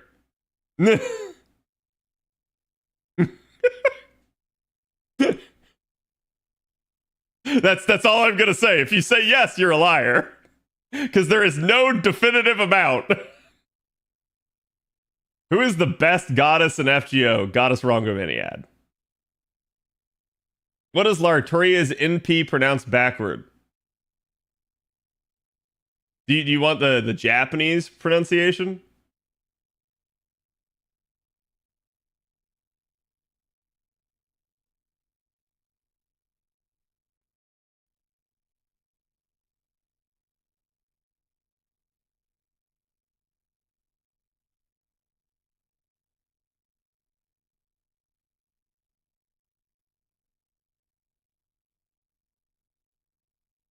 So it's what? D. It's die.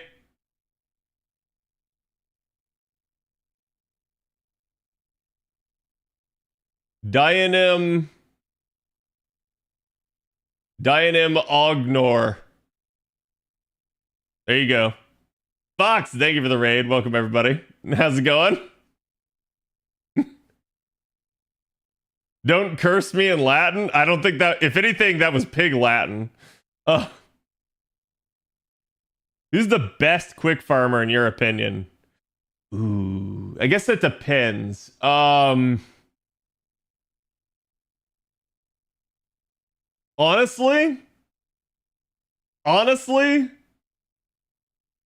it's probably Karen. It's probably Karen. But thank you again for the raid, Fox. How's it going? How are you guys doing today? Name 3 fairy knights. Do you want their like true name or their like? Because like I could just say Tristan, Lancelot, and Gawain.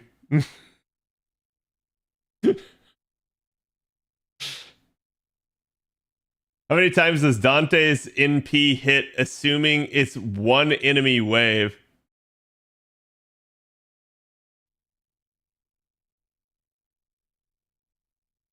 Is Dante's he 9 hit? I think he's 9 hit. He'd be 9.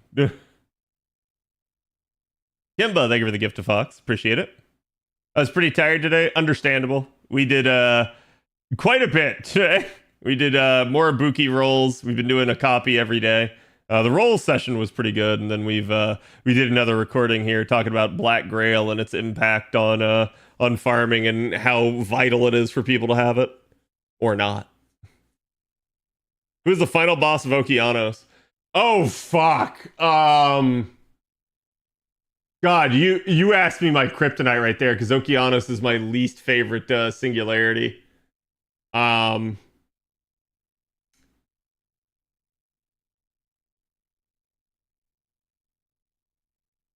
actually don't remember that off the top of my head. Is it Herc? I don't think it's Herc though.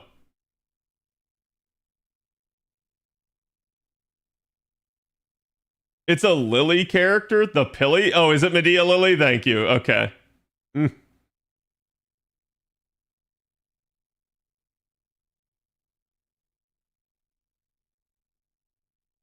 Yeah, like I remember a bunch of it, but like you asked me the specific like that, I'm not gonna remember. I'm sorry.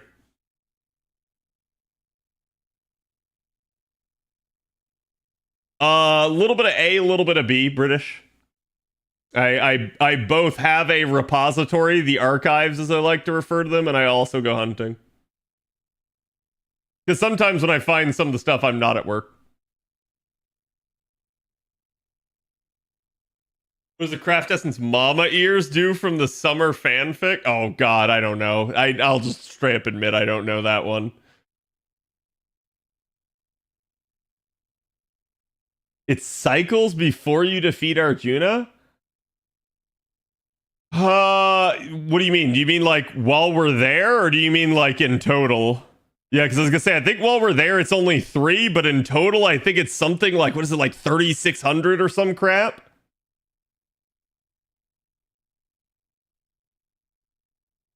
I did watch that video too. Nice. Wait, which video? Are you talking about the one I posted to Twitter? Are you talking about the Aurelia video?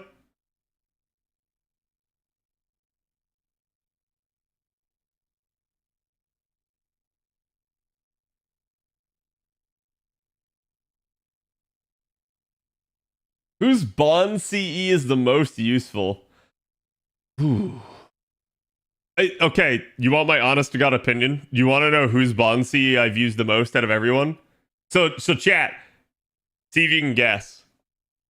See if you can guess whose Bond CE I've used the most.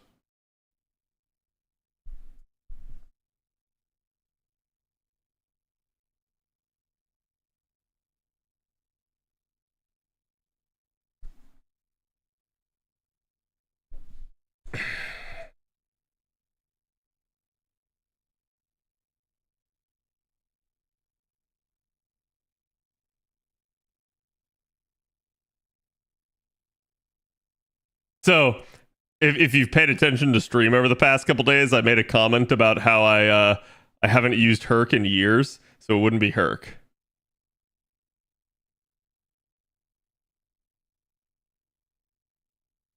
You want to know, chat? I'll tell you. Here's your top 3. Erlen.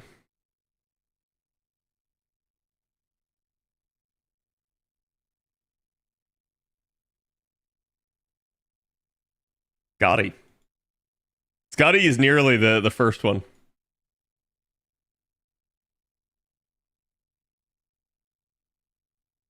For any of the OGs, this is absolutely the case. Absolutely. Absolutely waiver. With the amount of farming we did back in the day, oh fuck yeah, it's absolutely waiver. No contest. It's free damage too. And that's also why this craft essence is such bullshit.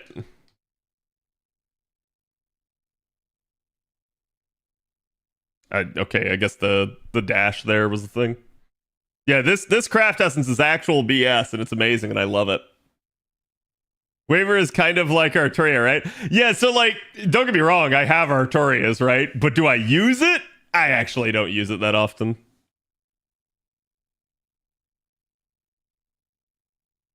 Yeah, no, straight up, waivers is redonkulous. Because what waivers is basically Ox Demon King.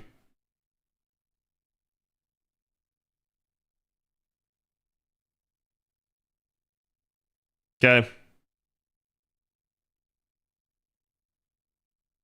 Only it doesn't have the 3-turn limit, which is even stronger. Name all of the LB cryptors. Oh, fuck. Khadroth. Oh, God, what is her name from LB2? Khadroth, Aurelia, Yume Ren. Oh, who's my 4th cryptor? Oh, Pepe.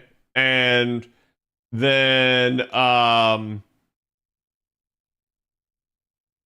Kirstaya. God, murder, death, kill a guy.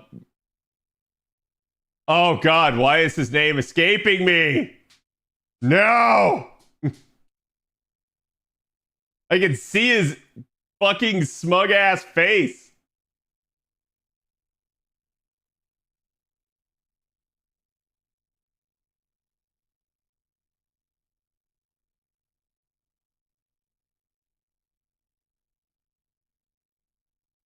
Barrel. Ah, God. Okay, Barrel, and then David. Jesus. I don't know why Barrel took so freaking long. Barrel and Aurelia were just not. I guess it's because we don't talk about them as much. We talk about Pepe a shit ton. We talk about Khadroth and Kirstaya a shit ton, and David. But Barrel and Aurelia are not really talked about as much, particularly Aurelia.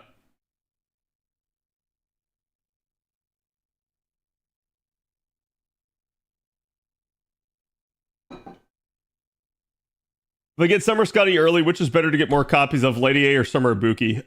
Probably Summer Ibuki. I had to actually like progress my brain like through that until I got to the point. I don't know why I kept wanting to say Barrel's name was like Rook instead or some shit like that. So I had like another name stuck in my head and I had to get it out. Lore question: how many variants of Rongo Miniad are there canonically in FGO? 1. No. You need to phrase that question differently.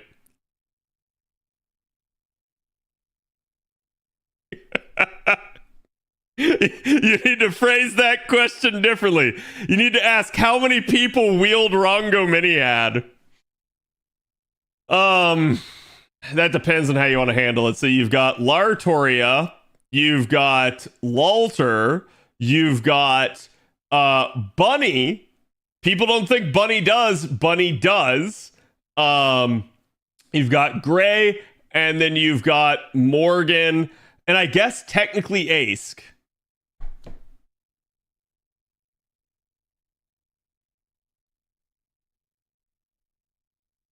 Oh, and yes, thank you. And Double X. I forgot about Twin Gominiad. So technically, Double X is probably a different variant out of all of them.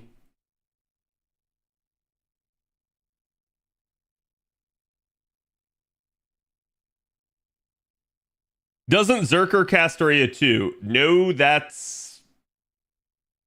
You want me to get more specific?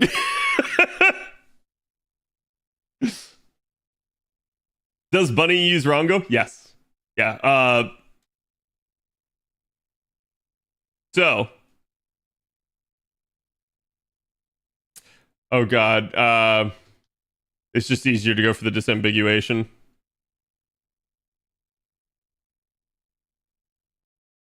Bail. Okay, so this chat is Rongo Miniad. Right there. I'm not even kidding. The umbrella's Rongo Miniad. Also, when she goes into her NP,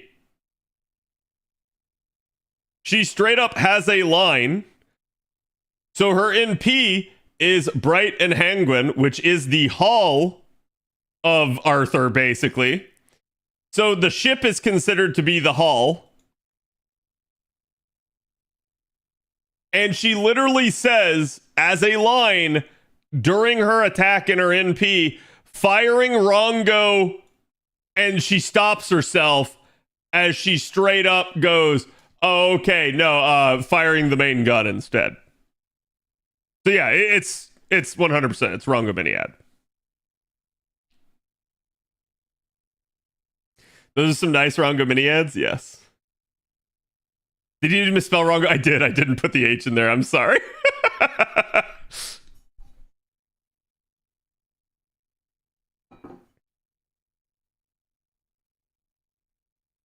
Yeah.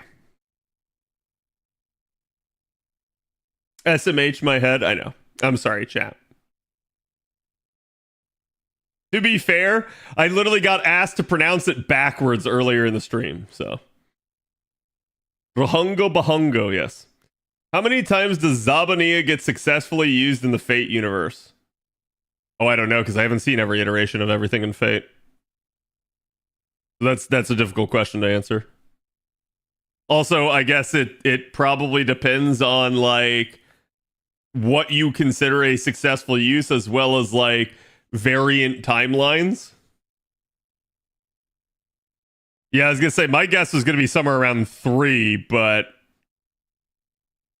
What Nasu works have you seen and read? So, chat's gonna get very upset with me when I tell you that I have not read the visual novels. That being said, I have read so much that I've practically know everything that happens in the visual novels, and I will still be going through the visual novel when they actually do give us the like robust version here this fall. So that I'm definitely looking forward to, as we had already started to go through the Fate route. And it was at least eye-opening to some degree, not in the sense that there was anything happening that I didn't know of, but in the sense that some of the interactions didn't play out exactly the same way that I thought they did. So that was interesting. But yeah, no, so I basically, you know, all of Fate Stay Night, all of Zero, all of APOC, all of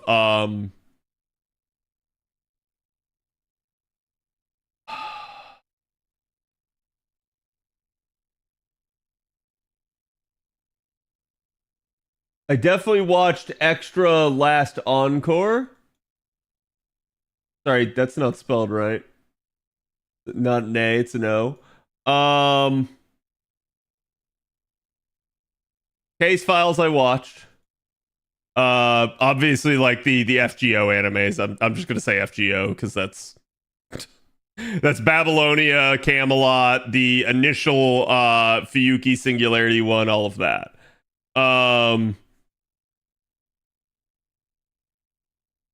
I feel like there's another one that I'm not remembering.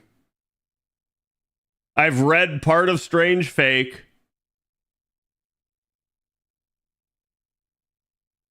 I've read part of Proto.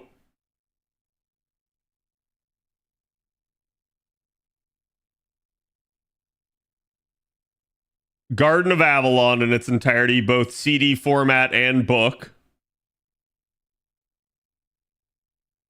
I watched the first 3 episodes of Khalid. I could not get into it. Redline I have not read, nor Foxtail, because both those I'm kind of waiting for them to finish. Oh, Thunder Snow I haven't seen. Everyone tells me it's really good. And that if I watch nothing else from Khalid, I should watch Oh Thunder Snow. Yeah, I'm excited for it. That's part of the reason I haven't gone back and read more Strange Fake, is now that I know that they're going to come out with an anime for it, I'm just going to be like I want to be clear here, chat. A lot of my issue with it is not that I lack desire to. A lot of it is just simply time. You'll be waiting a while for Redline to finish. Listen, however long you think that that's going to take, ask yourself how long I've been waiting to see the Fate route get redone. I'm a patient man. Prisma manga is better anyways. It doesn't have the ton of fan service the anime has. Yes. Yeah, I've heard people say that Oshiro is just the best Shiro.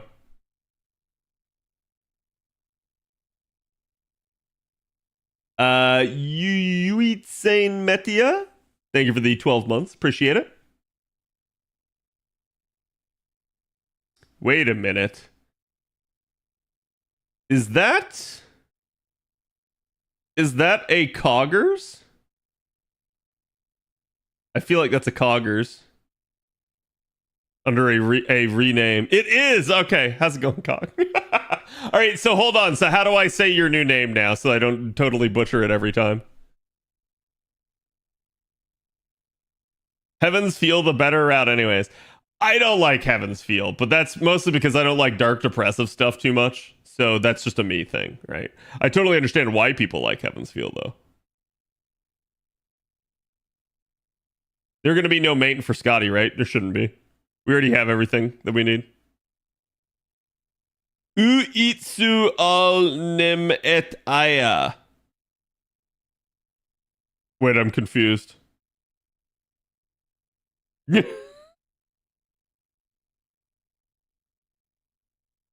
Yes, I have watched today's mini for Emiya. I also have the game for it. Heavens Feels one of the few pieces of media that made me cry. I can see that. I can actually see that. I don't cry at a lot of stuff, mostly because manly man and men not cry, but like men do cry. And men cry when thing hit hard. I can straight up tell you, probably one of the times in all of Fate that I got the most choked up, straight up Bedivere and FGO. And then seeing it again in Camelot also fucked me up. It's that knowledge that like you have to carry that burden and you just gotta like do what you gotta do. That is just so man. Men cry when thing hit hard. True. Very true.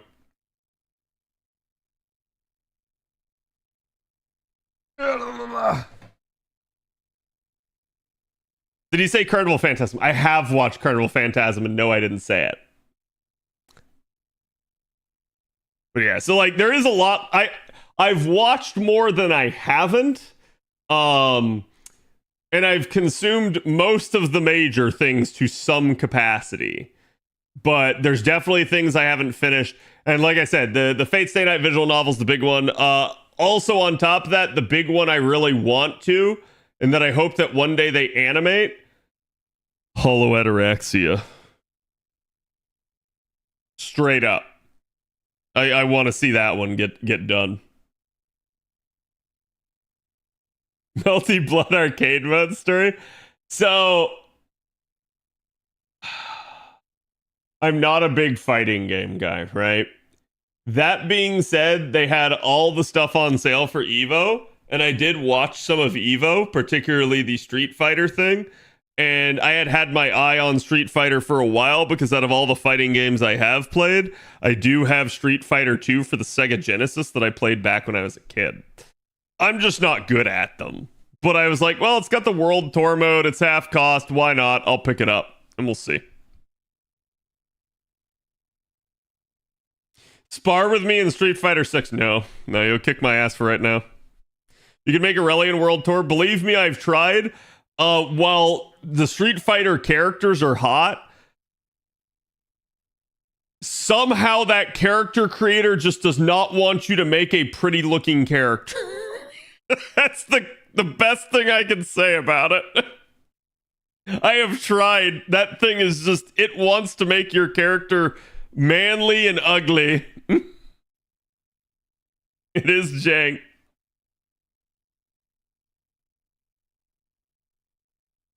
I have watched all of Kara no Kyokai, though I assumed people were talking specifically about Fate.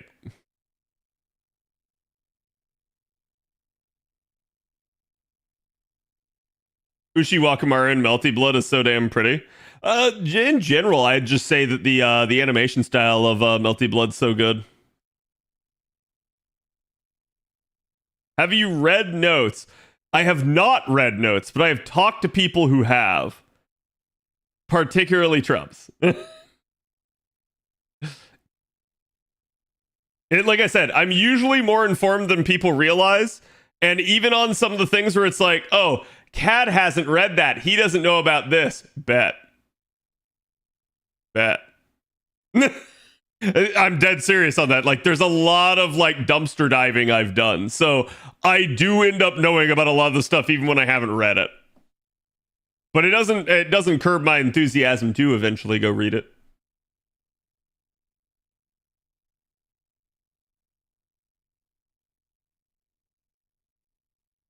Cat doesn't need notes, particularly for ruler Aurelia.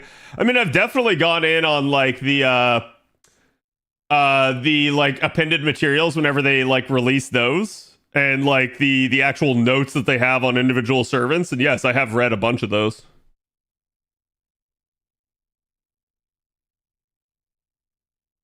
The Hugo main tonight, nice. Yeah, I managed to catch the actual finale for Street Fighter, and that was pretty freaking wild. Fate Tiger Coliseum and unlimited codes. Yeah, I understand everybody wants Fate to have like an actual fighting game, and I feel like at this point they just need to instead go like, all right, it's a Nasuverse fighting game, and that would be like the best of both worlds. They basically just need to make Melty Blood, but make like everybody in it. I mean, I guess you can't make everybody, but you know, like everybody.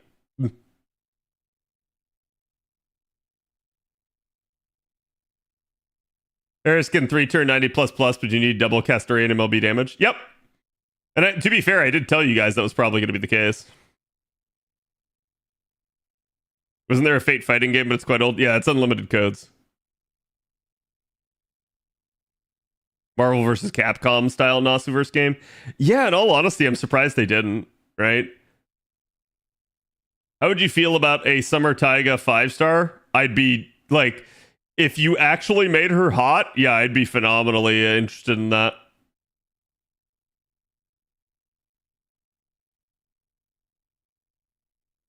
Things happened, it became Suki property. I could see that. Fate the MOBA coming soon? Could you do a Fate MOBA? Yeah, I'd say you could. I'd say you definitely could do a Fate MOBA. Like, I don't think that's that crazy, because it would just be servants chopping up a bunch of fodder enemies, right? And then fighting each other. You don't think Taiga's hot? What do you... Huh? No, I'm saying that you can make an iteration of a servant and they don't look that good. Versus like, oh man, I really like the art for that servant and it looks fantastic, right?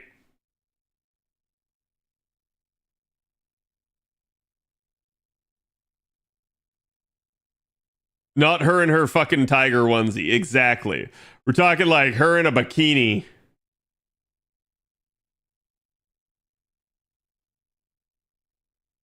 Yeah, we got Ibuki. Today was actually pretty easy. We got Rainbow. So she's still under average for me, which is great. I hope she continues to be under average. Because I definitely had Arcuid was above average, and then Proto Merlin was like at average. So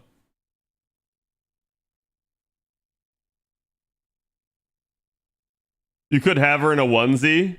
Yuri from Street Fighter does something similar. Okay, but let's be honest. What's the main attraction for Yuri? Or Jury. Sorry, I keep calling her Yuri. Is it Yuri or Jury, chat? I don't actually remember. But like what's the main attraction for her? You all know. You all know.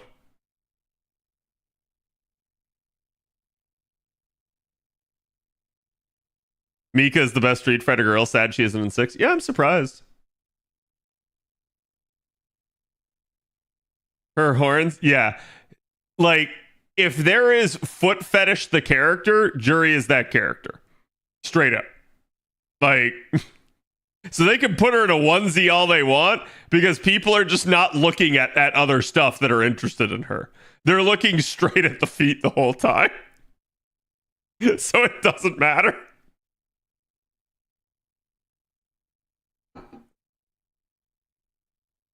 Ibuki is under average. Listen, y'all can keep taking me out of context. It doesn't bother me. We were cooking so hard with Jury, dear Lord. See, I can tell what Maestro is. Even a few seconds into her reveal trailer, it's just a close-up of her feet. Well, it's the same thing as like Cammy and them just constantly showing her ass, or like Chun-Li and them constantly showing her thighs. They know what they're doing. And you know what?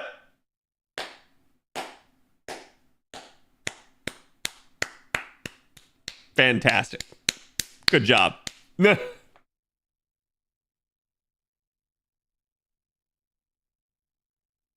Like, I have the utmost respect nowadays for games that don't go, you know what?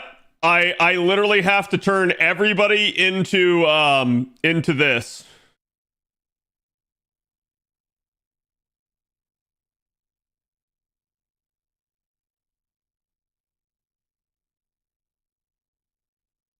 Into this, chat. Like, I have the utmost respect that games don't constantly have to cover up their characters and they stick to their guns. Don't get me wrong, Summer Nito Chris is absolutely fantastic and hot as shit. Especially in the sense that like she's hiding underneath there, okay? But Summer Nito Chris needs a buff. She needs a buff. They need to fix her death proc. They need to fix how much refund she does. And she maybe needs a charge skill. All three of that. The sheep is a funny gag. Oh, no, it's great. I'm just saying, like, in all seriousness to the context of the situation and the discussion at hand, like, I have the utmost respect for, like, games like Snowbreak that literally got criticized. So Snowbreak is another gacha game that's out there, and basically they started going a little bit harder into the fan service side of things, and the voice actors, the English speaking voice actors, got upset and decided to boycott the game. So they just said, we don't care, we know who our game's made for, and we're no longer going to have English voiceover. And I'm like, that is just fucking amazing. Excellent. Continue to do that. I love that. They did not cater to the idiots that don't play the game anyways. Like, I don't understand why so many games do this. It's like, people raise this thing and it's like they're not going to play the game. You're not making the game for them. Why are you caring what they say?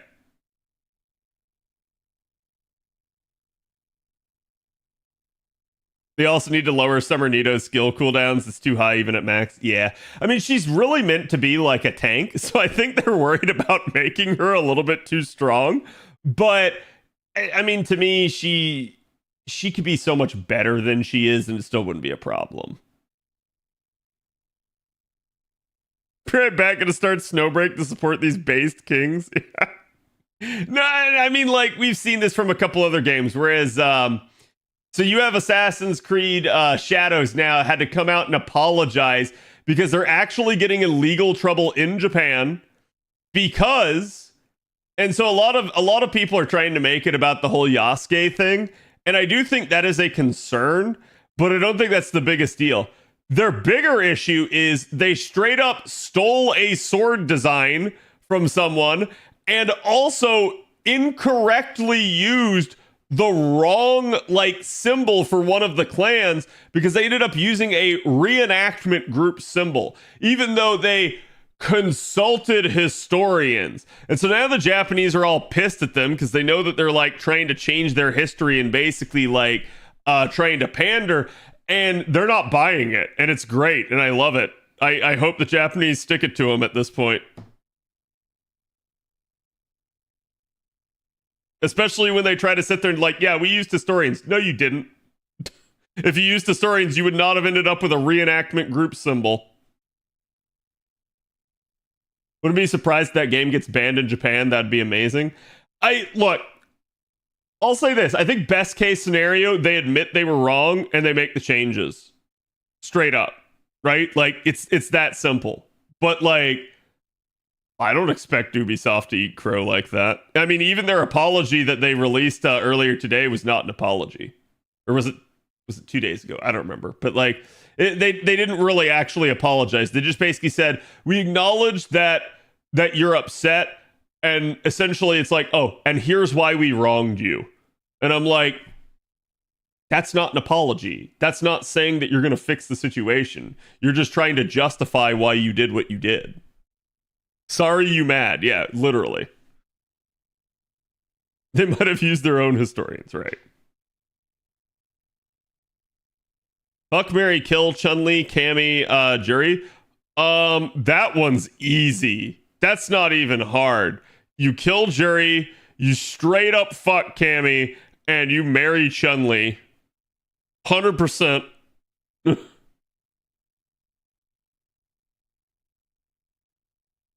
Or maybe inverse on Chun-Li or Cammy. It's an interesting juxtaposition between Ubisoft and Sucker Punch. Yeah. I heard they had Chinese language characters and architecture, but don't know how true that is. I mean, to a degree, a lot of Japanese stuff is derivative off of Chinese designs in some ways.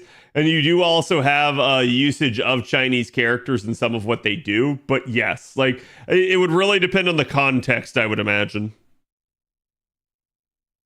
Don't tell me you're sorry because you're not. You and me know you're only sorry because you got caught. Yeah, 100%. They stole the One Piece live action Zoro sword. Yeah, and that is just stupid as all hell to me.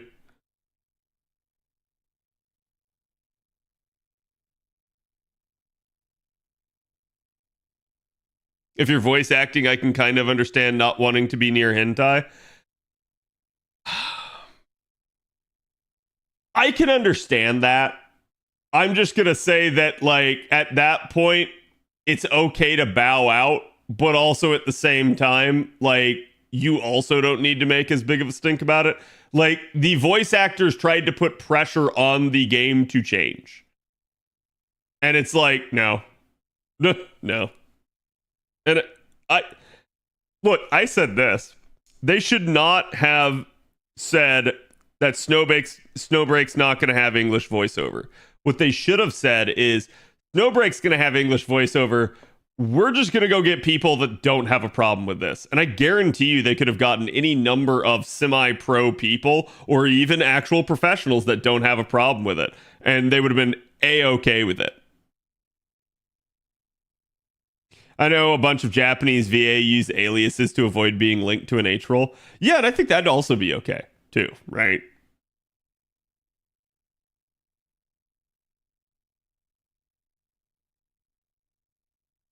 I saw a base tweet from a Japanese man thanking Ubisoft for, quote, bringing these historical revisions to the attention of the Japanese people.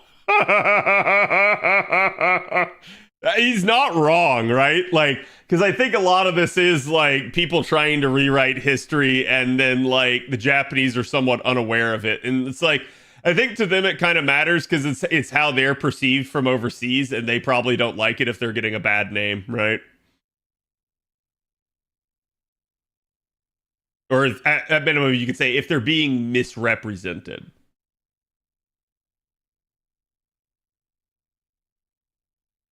Only 3 VAs are staying for Snowbreak. You know what, though? I'm okay with that, and I don't have any issue with it. Like, if you don't want to work for the game, don't work for the game. It's that simple.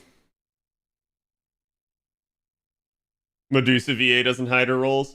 I don't know what the actual perception and, like, mentality is overseas and whether or not that's, like in Japan, if it's as frowned on as it would be, like, say, here in America, I have no idea, right? Like, that sort of thing just really probably depends. Alrighty, chat. I think it's going to be it for me.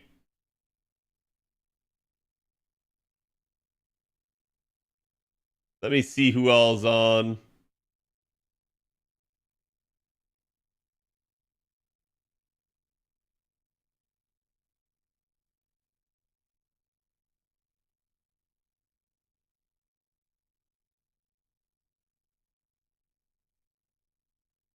Actually, hold on.